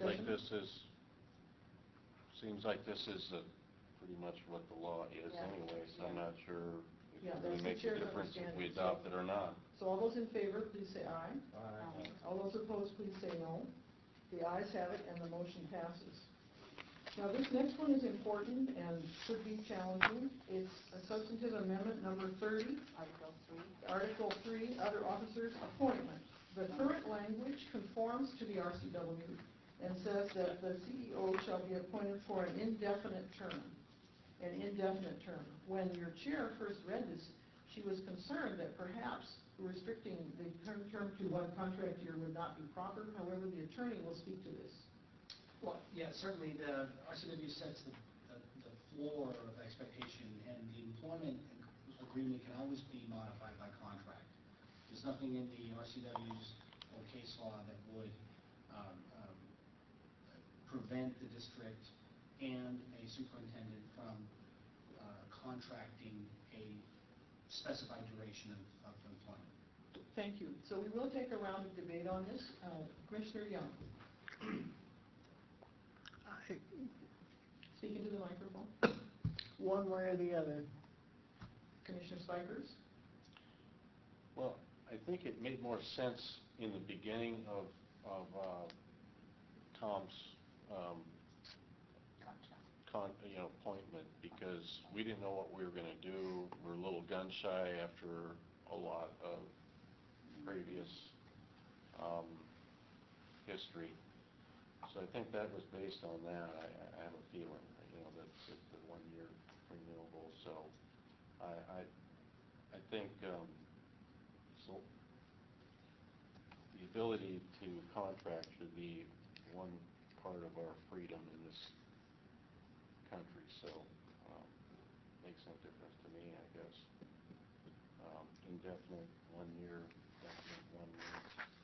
So, The indefinite feature, again, specifically tracks the RCW, and it unless there's a contract in place, it enshrines at-will employment. And so unless there's a contract in place that specifies grounds for dismissal, then what you've really done is you've codified in bylaws at-will employment, which is the default rule under the law of Washington State. But that can be challenged as well. The decision, it's the RCW trumps the other, trumps the contract. Well, so the RCW says you can, the contract would trump the RCW. Oh. You can, because that's where you contract for a difference from the RCW. And there's no problem with doing that. Okay. You know, Well, And that's because of the term indefinite. correct. The term indefinite. well, So it is the chair, the chair, if this is adopted, in some respects it limits the board's freedom to the terms of the contract. do we have we have a contract right now for 1 year, right? Correct. Yeah, right. So, Correct. I think it's Right. reasonable. so I think that was instituted because of what I said, the past history, and I'm not going to go into it, but, Right. so I would not be in favor of this, I guess, at this point. Yeah. Yeah. Thank you. Commissioner Herron? Do you wish to pass? We can come back. Well, if it's stipulated in the contract, I mean, I will compromise. I mean, as counsel, I would recommend that you stick with the indefinite, Okay? Mhm. because that gives the board the flexibility. Yes. Okay, okay. Commissioner Pollard? I agree with Attorney. I guess what I don't want to see is another 3-year contract, which got us in trouble in December of 2013, that we had to pay heavily for, because the board approved a 3-year contract prematurely, and then all of this fell down on us. So I would go with either a 1-year renewable, automatically renewable, or indefinite, either one, but just stay away from things like 3-year contracts, Thank you. because they can be punishing. Thank you. Commissioner Norris? I'm in favor of the 1-year renewable. I'm not in favor of an indefinite. So, and it sounds like we're taking out indefinite, correct? If this passes, You're taking. Right, but it was my recommendation that you stay with indefinite, because that gives the board the most flexibility to structure the employment relationship with a superintendent. in the So, way that okay, you- so that we don't get stuck with 1 year and 1 month into it, find that this isn't working and then have to pay out the rest of the year. Is that what you're saying? Well, what I'm saying is that an employment relationship with a superintendent is always going to have a contract Yeah, with it, right? yes. And you might want to go with a term of less than 1 year. You might want to go with a term greater than 1 year. If you stick with the indefinite time frame, what you've done is you've codified the employment at will. So in the absence of a contract, if a future superintendent does not ask for an employment agreement, then what you've got is an employment at will relationship where that individual can be terminated at the will of the board. Okay. And you're in favor, you think from a legal standpoint that it is wiser, and I think it probably is, to have an at-will situation, or do you think the at-will situation is not? I mean, who's... I think that, as counsel of the district, it's, to have it at will is Yeah, always okay. in your favor. It is. Will Okay. Will this, the contract that's in place, will it automatically renew for 1-year terms? Do you remember? I'm not sure if Tom, Yes, Mr. Superintendent. Thank you. The current contract does not have an auto-renew feature to it, as I recall. And I might also take this opportunity to say that the term indefinite does not relate to the term of a contract. What it is saying is that you can determine exactly. whatever you want the term to be. It's Right. saying that the contract is indefinite, meaning your superintendent is to be here forever. Right. What it's saying is that our CW and your bylaws don't dictate your term, you guys get to dictate your term. Exactly. And that's the way it is in most companies in the state of Washington. One other comment, and that is while you may want to have a superintendent working for you at will without a contract, it is highly unlikely to find any. It'll be out the door. Exactly. In a hurry. So that was in a hurry. With this wording, is that correct? Would there be no problem with a superintendent resisting the wording that Mr. Rodney is proposing? That's There'd be my no So, problem. just a moment. Mr. Rodney is proposing that is recommending that the board keep the current language, which says an indefinite term. Right, and exactly as CEO Mr. Parker said, that preserves the flexibility for the parties to structure the relationship as you can both negotiate. So is any further discussion necessary? Are you ready to vote? All Ready those, to vote, call the question. so if you wish to keep the current language, you will vote against this amendment. If you prefer the restrictions described, you will vote in favor. The amendment is to strike the words an indefinite term and insert the words a one-year renewable term. All those in favor, please say aye. I thought he recommended indefinite. Didn't you So you're recommend? going to vote against it. Yeah, you vote no. So, okay, so we're going to take it again. All those in favor of striking the words an indefinite term and inserting the words a one-year renewable term, please say aye. All those opposed, please say no. No. The noes have it, and the motion fails. So we now have proposed substantive amendment number 31, which is an addition to the duties of the superintendent. It states that the superintendent shall make available to the board and the public an organization chart updated annually and meeting professional standards of completeness and form. Again, in the chair's view, this does not require discussion. It's simply an amplification of a particular duty. If there's no objection, we'll take the vote. So all those in favor of requiring that the superintendent make available to the board and the public an organization chart updated annually and meeting professional standards of completeness and form, please say aye. Aye. All those opposed, please say no. The ayes have it, and the motion passes. The next substantive amendment is item 5 of the same list, and again, in the chair's view, it is a proper and obvious change. It strikes the word control and inserts the word direct. Since we know that no human being can control another human being, in her view, this is an appropriate amendment. We'll take the vote. All those in favor of striking the word control and inserting the word direct, please say aye. Aye. All those opposed, please say no. Thank you. The ayes have it, and the motion passes. And the item 10 on this list similarly recommends to the board a range of salaries to be paid to district employees and adds the words, including recommended cost of living increases, if any, including documentation and data in support thereof. In the chair's view, this is simply a minor amplification and should not require discussion. Are you ready to vote? All those in favor of inserting these words, please say aye. Aye. All those opposed, please say no. The ayes have it. The motion passes. Next substantive amendment number 34 is to expand the language preparing the agenda, and additionally to add a point about performance evaluation. So this is important. The chair will read it.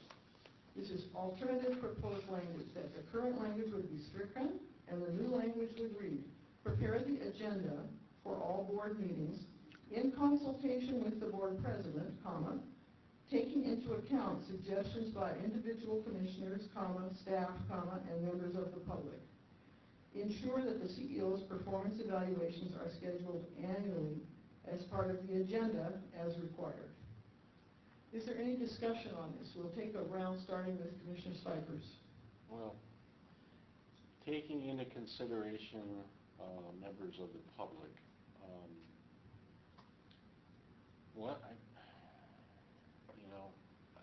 we all as commissioners do that, and I could see where we could get into some trouble with that particular part, and putting that on the chair and the CEO, or I'm sorry, the CEO to do that. What if, I'm just hypothetically, CEO says, we've got some major important things we've got to do this month. If we don't do them, we could be in jeopardy of some traumatic problems with the running of the hospital. But the members of the public use this to say, hey, you can't do that, and if you do, we're going to use this clause against you. And so and to say that you're not taking into consideration members of the public. And so it's not the CEO's position, it's the board members who are elected by the constituents and the public. We have to take into consideration what the public says. And we can direct Tom to do things, perhaps, or make suggestions, as we do, and we have been doing. So I think this is not a very good clause, and I think it's inappropriate. Thank you. Commissioner Herron? Yeah, I agree with Commissioner Spikers. I think it's redundant. I think it's, there's this policy already in place that the CEO knows what he's doing. Thank you. Commissioner Pollard? Well, I remember in the past, there were times when the board president, not this board president, but a former board president, would walk into the meeting and didn't even know what was on the agenda. That did occur. I think that this wording is fine because all it says is taking into account suggestions. I think the CEO, the superintendent, could hear suggestions from the public and then consider whether they should go on an agenda. So it's just a matter of hearing and considering suggestions. It doesn't give the public any power to dictate what's going on the agenda. So I don't see any harm in this. I think it's good. Thank you. Commissioner Norris? I don't think the members of the public is necessary. I think the CEO is accountable to us, and it's our job to make sure that we listen to the public, and then if we have suggestions, we hire a CEO to do certain things, and that's one of them, is to be guided by us. It's our partnership. We represent the public. And the public, I know, comes to me, and I assume it comes to other commissioners as well. So I don't think I would like to strike that part about the public. Commissioner Young? I agree with Dario. Please speak into the microphone. I agree with Dario.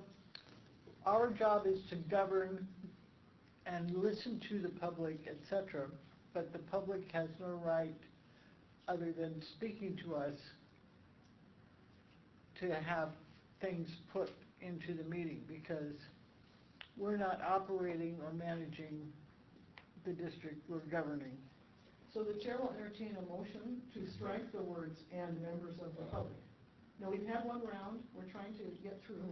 Would you care to make that motion, Commissioner Norris?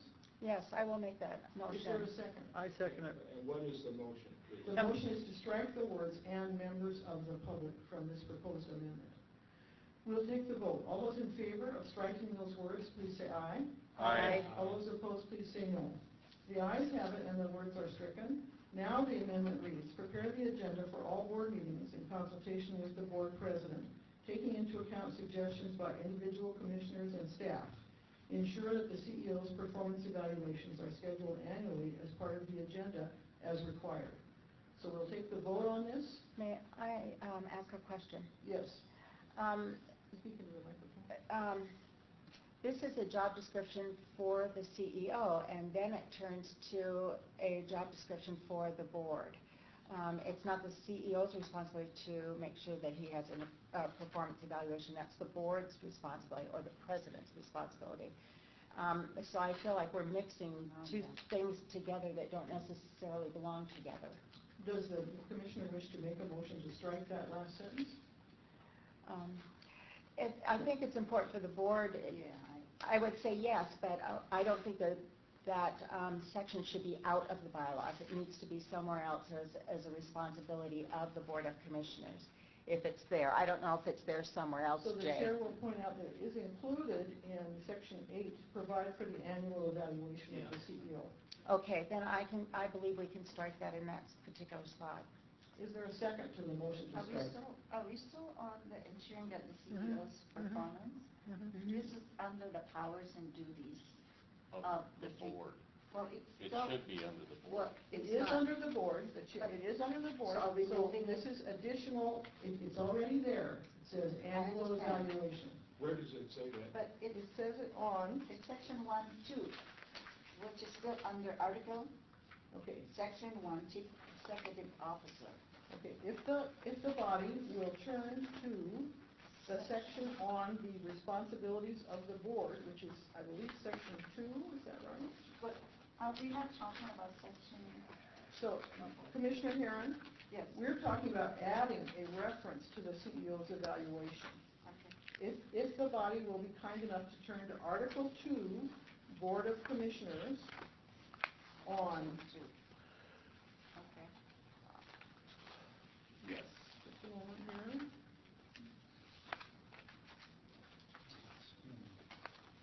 I'm going to find it, you know it's here. Section 8, page 11, Page Roman numeral 11. 6. Yes. It's, yes, articles, subsection 6, provide for the annual evaluation of the CEO. Okay. So this duty is clearly listed as a Okay. duty of the board. Okay. I would rather, one last comment, I would rather have the board devise the evaluation, not Not this, CEO. I mean, Yeah. it just doesn't, it seems like almost, yeah. So, we're, they, But it's in the So- Listed as a duty of the board. Right. powers and duties of the board. okay, Commissioner Pollard.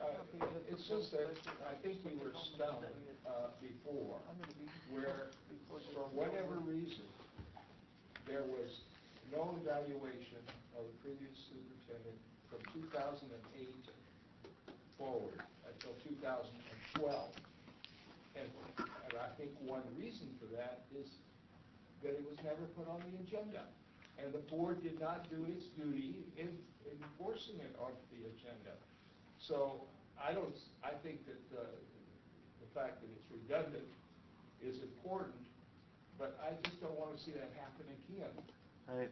Thank you. So is there, Commissioner Norris, did you wish to move to strike this sentence? I do wish to remove, ensure the CEO's performance evaluations are scheduled annually as part of the agenda. That's not his job, that's our Is there a job. second? A second. So we'll take the vote on removing this sentence from this amendment. All those in favor of removing the sentence, ensure that the CEO's performance evaluations are scheduled annually. We want, and the members of the public. No, we already did that. Okay, We already did that. all right. So all those in favor of striking this sentence, please say aye. Aye. Aye. All those opposed, please say no. The ayes have it, and the sentence is stricken. Now, we are ready to vote on the entire amendment. So I will read it clearly. Prepare the agenda for all board meetings in consultation with the board president, taking into account suggestions by individual commissioners and staff. So we'll take the vote on this. All those in favor of this amendment, please say aye. Aye. All those opposed, please say no. The next substantive amendment is skipping ahead in pagination. It's on page 19 of last month's section of the bylaws and page 17? Article 5, section 1? It's substantive amendment number 35 on the It's hospital on page foundation. 18. Page 18 in this month's origin. So Article 1, What are we doing about this? section 1. if we come back to it, it's numbered differently. Hospital Foundation. Okay, the chair is going to read this sentence. The hospital foundation shall be asked to render a comprehensive report to the board in October of each year about its activities during the prior year and to submit a financial statement including projections for the coming year. The superintendent or designee may serve ex officio on the hospital foundation board. In the view of the chair, this amendment does not require debate and discussion. it seems to accord with the wishes of the body as previously expressed. Yes, Commissioner Pollard. I just would like to say that since we're a little delayed in dealing with this, the word October of each year is out of date. And I would just say, we should just say annually, or we could say in January, February, or something like that. But October is not appropriate. So the chair will suggest that since the bylaws are intended for all time and not just for the current year, and since the superintendent is aware of the wish for a report, that she would suggest that the language be left and that the report for this year will be provided as soon as possible. A bylaws amendment may be adopted which does not apply exactly to the current situation. So you're suggesting leaving October in there? Yeah. Okay. All those in favor of this amendment, please say aye. Aye. All those opposed, please say no. No. The chair apologizes. Did you wish to discuss this, Commissioner Secretary? Yeah, we got volunteers coming and giving of their time and just trying to get these folks in here to do some great stuff for the hospital, and then to pose a volume of, it'd be great, but we're not paying them, and they're a separate entity. So why are we even in their business? Other than, maybe a report annually from them, that'd be nice. But other than, and then eventually they know they have to pay us back with the funds from the Gift shop. gift shop. So, I mean, other than that, our financial relationship shouldn't even be part of this. So why is this even in here? So do you wish to move to reconsider? I would. I mean, Thank it's you. ridiculous. Is there any objection to I reconsidering? object to reconsideration until further discussion. That's what we have. Now, reconsider would simply mean that we are entitled to have discussion on this, and the chair recommends it because she took the vote too No hastily. problem. Go. So there being no objection, the motion will be reconsidered and we go back to discussion. So if the vote never happened. All right, Commissioner Pollard. Well, I just point out that the hospital foundation uses our good name in many of its activities, including but not limited to the golf tournament, where quite a bit of money is gathered. Under IRS rules, anybody, any individual can go to a 501c3 organization like the hospital foundation, and they are required to reveal their books. I think that because of this fiduciary linkage between the hospital and the foundation, whereby they're using our name, we just need to be kept informed of how they're using money that they gather by using our name. Thank you. Further discussion. Commissioner Norris. I think all organizations like that have that designation are accountable to the state and accountable to other places, and if you want to do a Public Records Act on them, we could do that. I think that using our name is to our benefit, not to our hazard, and I don't think we should tell them how to do what they're doing, mostly because of what David says. I went to a meeting last night where volunteers were recognized. Volunteers give something that cannot be replaced. You can give your money, you can give your possessions, there's lots of things you can give that you can replace, but your time is the most sacred thing, and when people are giving their time, free will to us, or to any organization, we should value it and we should have some sense of trust. Now, if we just see, I think the money that we've given to them to ask for accountability for that, I think that's legitimate. But otherwise, they're a separate entity, and they should stay a separate entity. Thank you, Commissioner. No? Point of clarification and correction, which is that the records of the hospital foundation I'm sorry, Commissioner Pollard, that is are not debate. available That is not under debate. the public information. Okay, Well, that is debate. she's providing information I'm that's sorry. misleading. I'm sorry. That's not a proper use of point of information. Commissioner Young. I agree with Commissioner Norris. Please speak into the microphone. I agree with Commissioner Norris, and to speak further, foundations are their own business. Thank you. Commissioner Herron. I understand the relationship. However, if the hospital is providing monetary funds to the foundation, they should be responsible, accountable to provide us a report because, where is the funding coming from? The initial funding from them came from the board, from the hospital. So, in that regard, I would like to know what the annual report is. So we've had one round of discussion, and it seems the body wishes to continue. Commissioner Pollard, briefly. Well, your point? just that. Please speak into the microphone. Yes. Just that the information that Mrs. Norris put out was not correct, and that is that we cannot access the foundation records under the Open Public Records or the Public Records Act of the state. We can't do that. And I just think it's good management for us to at least know what this organization is doing with the money that they collect on our dime, under our name.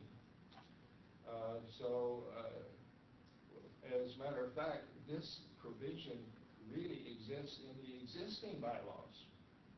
And that is that there'll be a periodic report or an annual report to the board on the activities and so forth of the foundation. So by not putting anything in, you're actually weakening the position we've had before.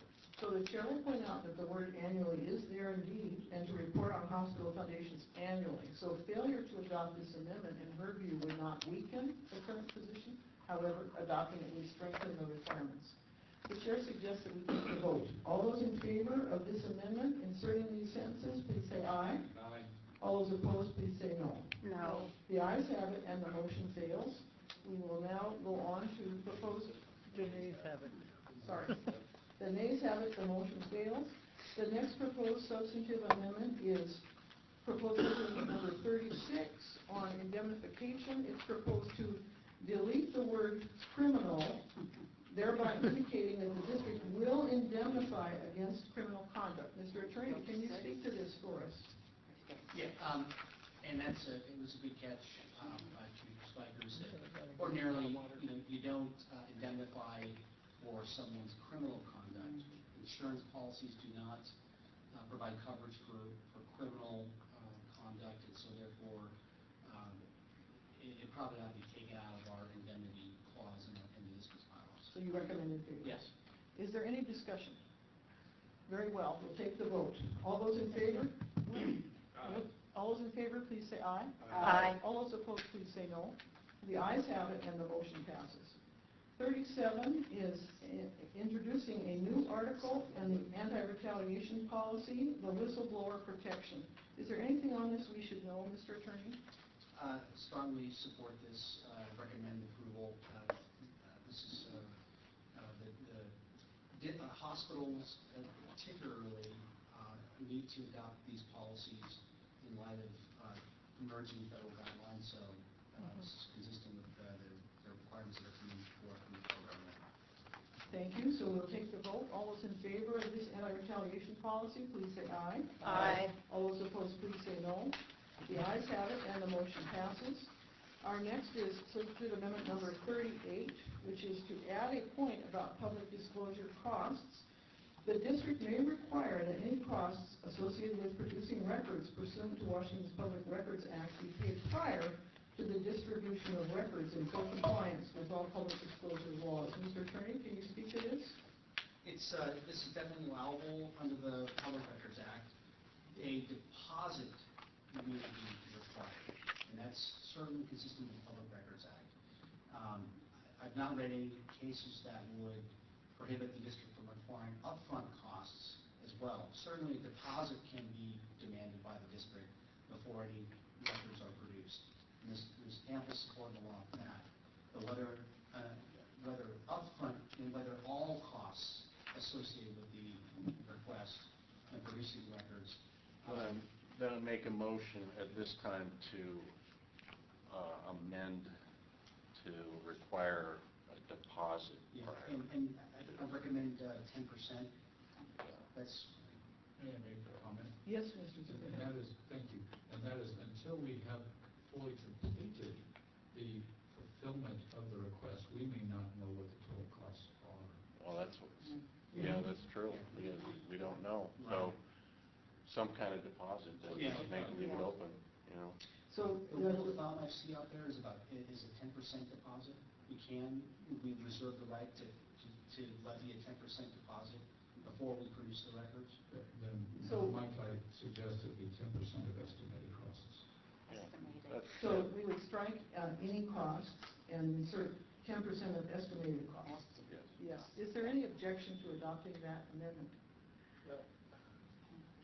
Yes, Mr. Pollard. I'd just like to point out, the word "may" is critical here. For minor requests from the public, let's not get into 10% of estimated cost, please. Let's go ahead and respond to the public if the costs are negligible. And I think the word "may" allows us to do that.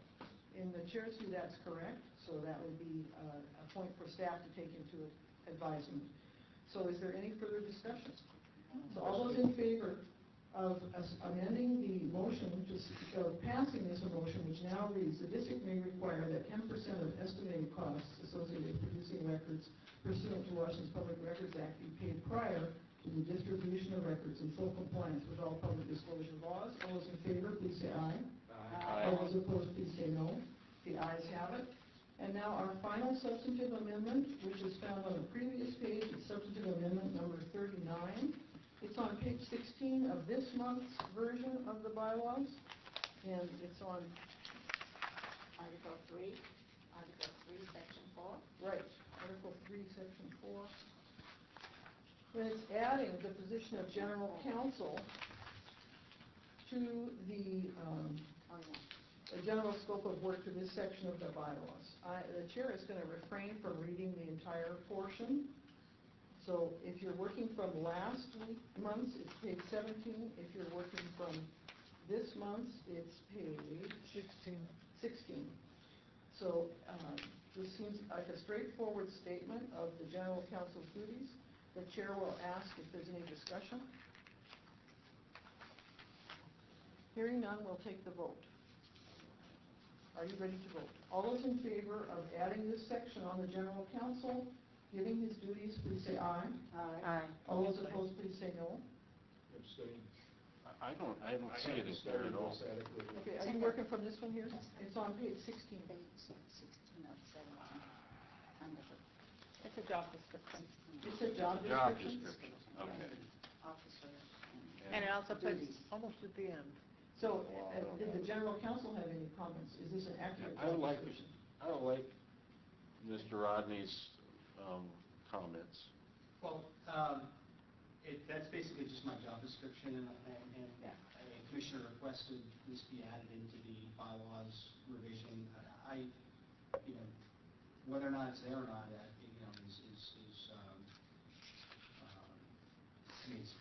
it's irrelevant.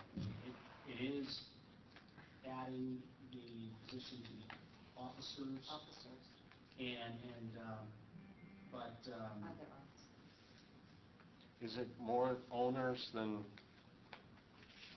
your duties as a? no, it's basically my current job description. Okay, Yeah, all right, it's the same. all right, Yeah. okay. Yeah, I So just- he wrote it, yeah, it's my current job description. Okay, okay.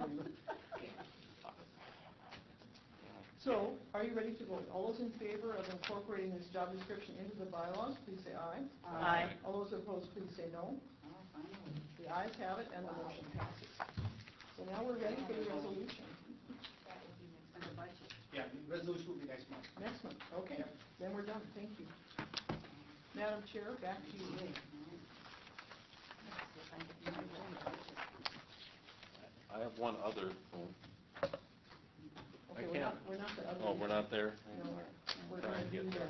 approve, presentation 2017 operating budget. Yeah. Steve, I apologize on behalf of the board that we are so late. I would have had no problem you falling asleep. We'll let you. No problem. We are like, Yeah.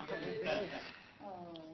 He has the longest meeting I do. You guys hear me? Now, could I ask, how long is this going to take?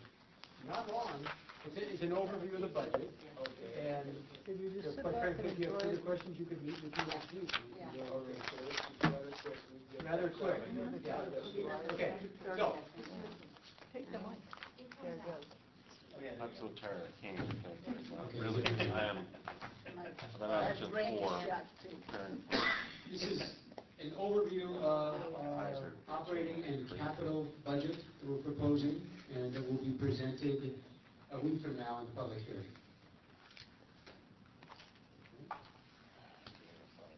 Oh, there we go. Okay. Assumptions.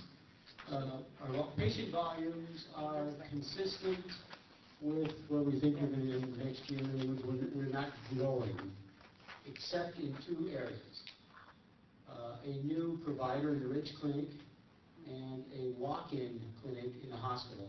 Can you want to talk a little bit about what that means?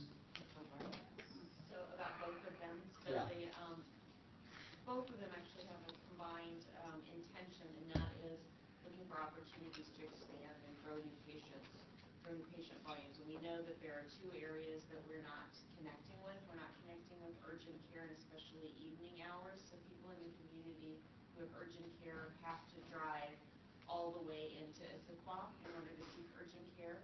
So to be able to, a walk-in clinic would serve that capacity. The new provider at the Ridge Clinic, we keep receiving feedback from community members of a need for internal medicine.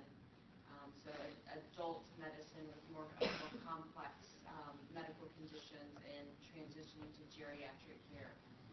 And so again, that an opportunity to grow. Right now, we have only family practitioners in our system for primary care, as well as 1 pediatrician. So that's what that growth is about. We also have 2 of our primary care providers are estimated to be within 24 months of retirement. And so I'm also needing to start looking towards turnover and replacing them. So all of those combined. Okay. Average daily census on inpatient 22, which is about what we're running now, and we'll go into the mid-payer mix in a few slides. A 3% salary increase overall. We're going to manage to a 3% increase. That doesn't mean everybody gets a 3% increase, but based on where they are in the salary range, but we're going to manage to a 3% increase. Does that include the COLA? Yeah, that includes the COLA. And that is consistent with what the healthcare industry is doing in this area. Funding for affiliation work, implementation of and continuation of our benchmarking program, the I-Bailey study and the Improvement Project. 5% rate revenue increase, expenses are flat, and just the benchmarking reductions that we're anticipating are valued at $1.1 million. So the reductions in expenses this next year. And then inflationary increases in expenses based on vendor input. The new program, just a quick overview, the walk-in clinic, the new provider. So you've got revenue ramping up, expenses in salary and a few startup costs. That's in there. And again, we're able to do this with flat expenses. Oops, here we go. Okay, the inpatient payer mix. We talked about we're a very inpatient-centric model, swing bed-centric model. Medicare average 17.75, Medicaid 2.25, and then you've got commercial insurance, Premier Regents and other commercial. A little bit of Tri-West, which is really military, and so 22 average, and that's and contemplates an active care plans for our patients. Tom, you have any comments? Okay. This is kind of small, but you have the slide. We have a positive bottom line of $276,000 for the year.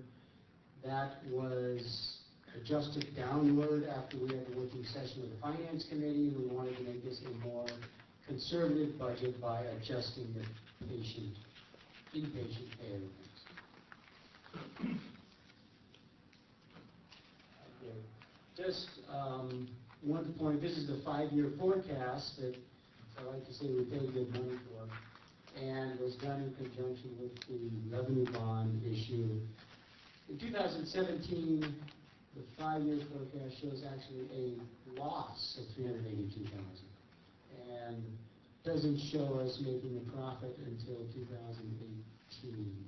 So we are beating that, and again, we think it's a doable budget.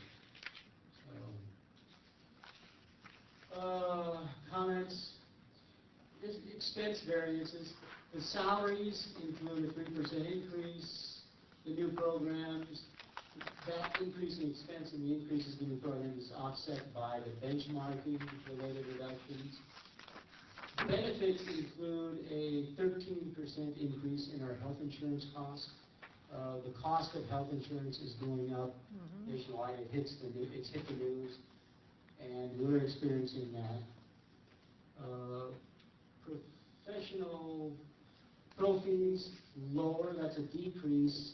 Lower agency nursing costs and agency physical therapist costs. Supplies actually increasing, and it's inflationary increase, and this year we got a one-time credit when we implemented a inventory program for supplies. We implemented the inventory program not to get a one-time credit, but to be able to better manage our supplies and give accountability to our managers in managing their supply use. So it was really an operational change. Repairs and maintenance, you see that going down, and... Can I say something to that Sure. last one, Steve? Yeah. Having worked in a hospital, it is real easy to be sloppy with what you're using. So instead of taking 1 or 2 2x4s or ABDs, you end up taking 5 and you don't care, or they get messy. So to do that means that the staff's really going to have to step up to the plate and be conservative and to watch what they do. So that's an admirable trait if we can get it done. And I think we do. We the managers go over that on their budget reports with us each month, and do pay attention and get a report knowing exactly the supplies that they have used. So that's a good. It's working out well. Repairs and maintenance going down. The maintenance contract we have with the mechanical contractor, an outfit named Hermison, on this project is going away. That's $11,000 a quarter, $40,000 a year. That will end in February of next year, and our staff will take over the maintenance on all aspects of the facility. And we made the decision to implement that so our staff could go through a learning curve, and we also extended the warranty a little bit. So, but that's going away. And then we did have, I'll admit, we had more one-time maintenance costs in the new facility than I would have predicted, and then was predicted really by our capital projects team. And we got surprised on that. But we'll see a lowering of maintenance and repair expense this year. Purchase services is actually going up next year. Right. The reason is, mid-year this year we implemented we outsourced the dietary function, the kitchen function. That's a purchase service. So that, we're getting a full load of that this year. We also, We're sending it right now. What? We're sending the purchase services at the moment. Purchase services. So we're going to outsource it. It is outsourced 2017. through a company called Morrison. It was outsourced mid-year this year, so we're picking up 12 full months of that cost, versus this year we've had about 6. So that's why that's going up. You're getting more of that cost this year. That means 17 than this year. Will you show some savings? I'm sorry. What? By doing this?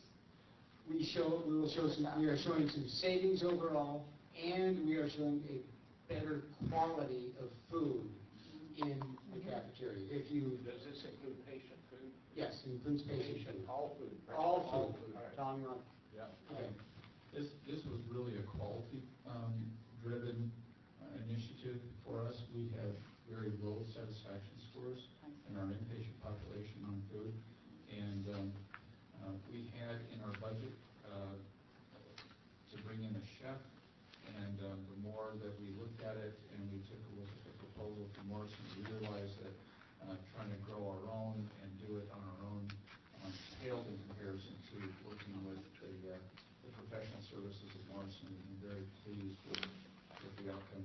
And I'll just mention that, I'm sorry I'm off topic a little bit, but this is an important satisfier for our patients. And I've had our head clinical dietitian in my office twice this year, both times in tears.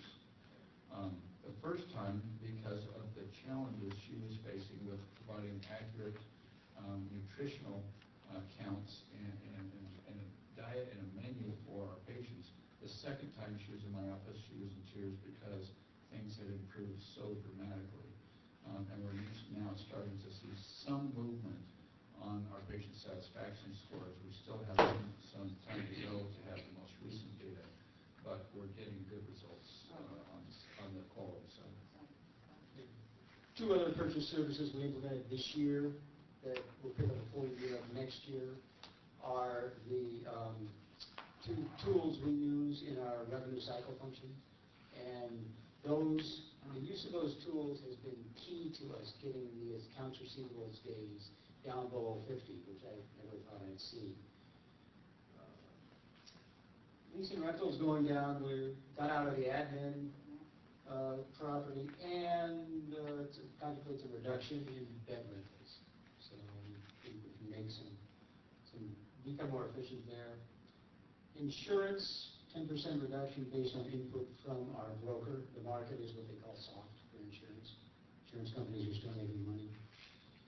Advertising decreased a couple of areas. We reclassed the production of what is called collateral, which is material, to purchase services. That's part of the increase. But we're also, that was $12,000. I'm sorry, you skipped over advertising. No, I'm still on there. Oh, okay, I don't get that. Okay, advertising expense is going down by $34,000. $12,000 of that is a reclass of something that used to be called advertising. We put it in purchase services. So that leaves $22,000, if my math is right, is right. Okay, thank you. And the $22,000 is really a refocusing of our marketing efforts, and Tom, you can really talk to more about that. That's a reduction, really, of our newspaper ads. And I might mention, and I've spoken with Joe Green about this, that going forward for next year, as we look at newspaper ads, they really need to fit into one of two categories. Either number one, we're letting the public know about an event, or number two, we're letting the public know about a new service. But just the constant messaging about services generally will not be part of our newspaper runs. We're just not seeing the benefit of that. But again, new service or a specific event. Thank you. Other expenses are going up by $42,000. The reason is I always direct our human resource department to budget in a fee for if we have to do recruiting of management level staff. We generally don't use it, but it's always safe in case we do need to use it, and that accounts for the increase. We're not going to use it this year. We might next year. You never know. We have used it in the past. So bottom line, expenses are staying flat. There's actually, it's a 0% increase. So we're able to have a budget with a growth in revenue and a 0% increase in expenses. Just looking at supplies, it's interesting, but pharmaceuticals are actually going up 8%, and that's nationwide across pharmaceuticals. So pharmaceuticals is going up. One of the reasons is the manufacturers of generics are being purchased by the large companies and they're raising the prices. So. So why generics? Huh? So why generics? Yeah, I know, I mean, but this is based on input from our suppliers. I can comment on that. Yeah. It's large pharmaceutical manufacturers who are buying out generics in order to crush competition. Right. Yeah. Yeah, and then they can increase their prices and not be threatened by the generics. Don't go there. Yeah, don't go there. Bond covenants, we anticipate our forecast, and the forecast is, we talked about it, having predicated on having a good fourth quarter, meets bond covenants, and the 2017 budget meets our bond covenants. So, capital budget, we have $320,000 in capital budget. What management is recommending, or will do, is we do not want to do any spending will go through the board if we spend it on any capital. And we recommend that spending be authorized. Okay, I gotta read this. All eyes are gone.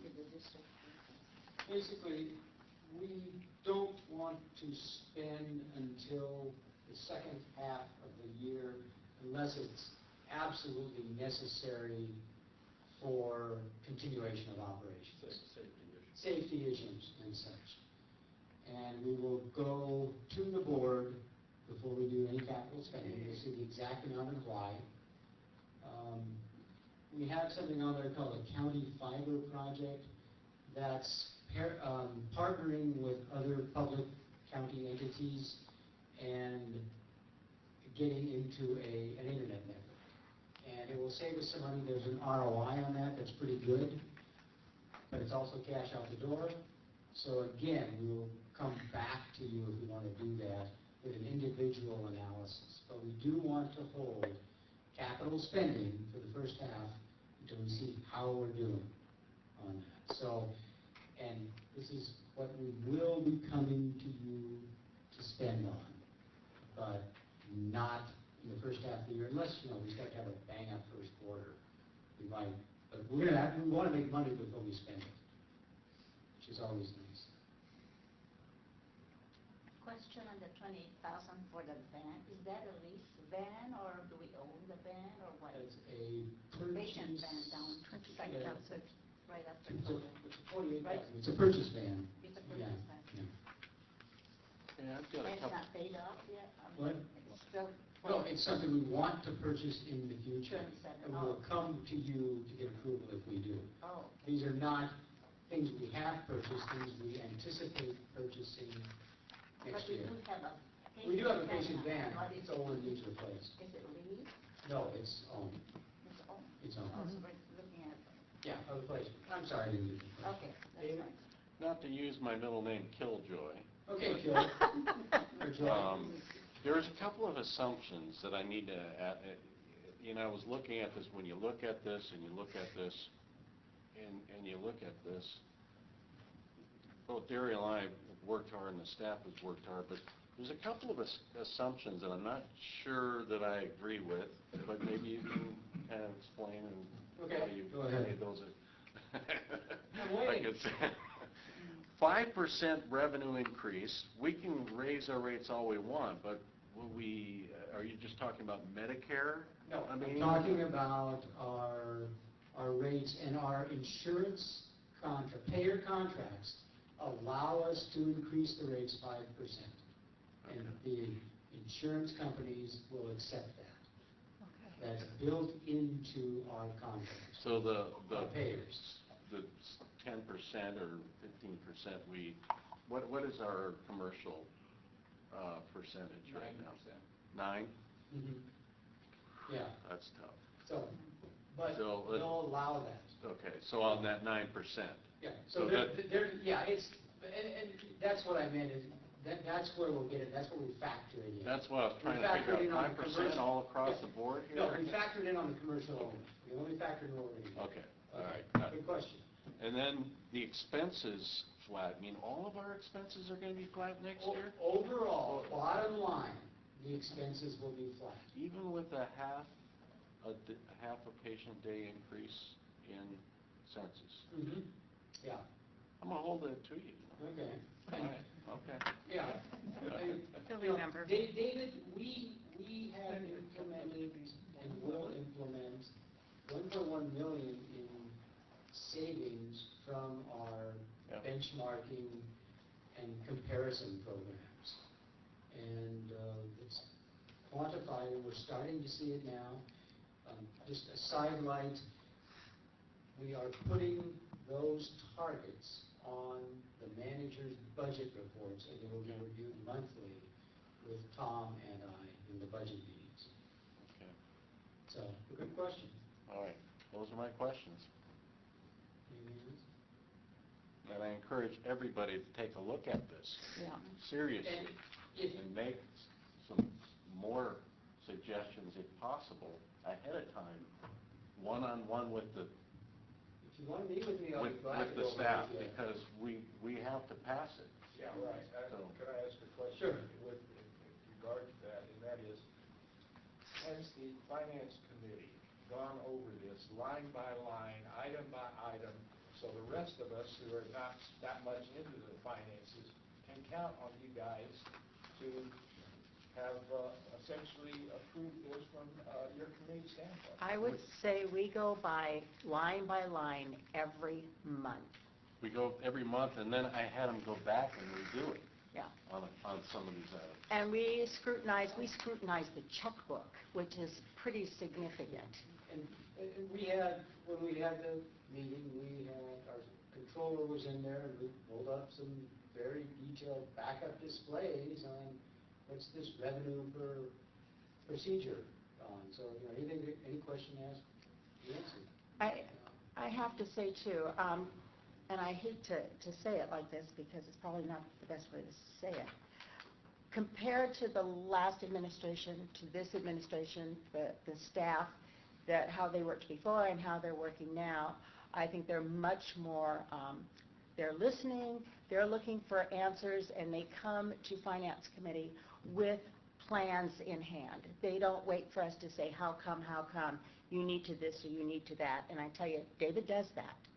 So he hasn't been able to do that quite as, In the past. with the energy he has before, because they usually have an idea of what they're going to do. Well, I'm probably a little paranoid because I remember that there were charges made on a district credit card Yep. that the finance committee didn't catch, and it ended up costing us $5,000 for an audit, something like that. And so I realized. 3,000. How much? 3,000. 3,000. 3,000, okay. Yeah. Much more than what the charge was. So we had to do it legally. So I understand, it's just that because of that experience, I just want to be assured that we indeed are looking at the check register, and we are going line by line, item by item, and so you're not going to depend on the rest of us commissioners. Yes, we can ask questions, but you're not going to depend on us to catch things you should have. Jim Simons goes through that checkbook. I mean, we even have a citizen Yeah. sitting on that board, and he's more diligent than I am, looking at every single item and asking. And he's got a good relationship with Steve, asking questions.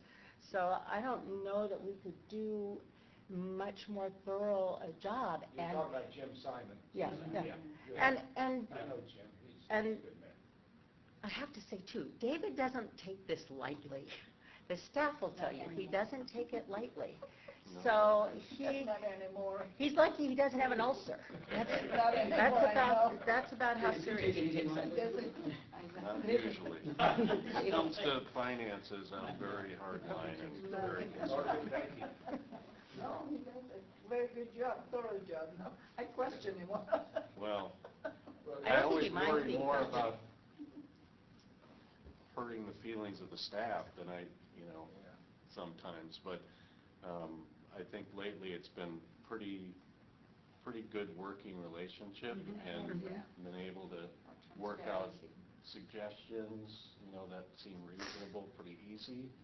And I get information promptly, and things are, in my opinion, 500% better. Wouldn't you say it's more of a team effort, David? Yes. It's much more of a team effort. When was this made available to the public on the website? This version of probably not until a couple of days ago, because we've been working on it. But one thing I just expressed one concern, and that is King County, 30 days ago, said their budget was ready for review. But Steve's talking about the version that was an iteration of the budget per the work session that we had with the Finance Committee. The proposal, there was a draft before that did go up before. Yeah, that went up over a week ago. What was in your packet that I emailed you last Thursday went on the website that day. Yeah. Your full board packet is now on the website. Yeah, I appreciate that, and that is pretty good timing. It's just, it bothered me when I heard over television and radio that the King County budget is ready for the public to look at over 30 days ago. I don't know how they can do it. I don't have that. So they have $1 million staff that we pay taxes for. Well, and they're on a biennial system as well.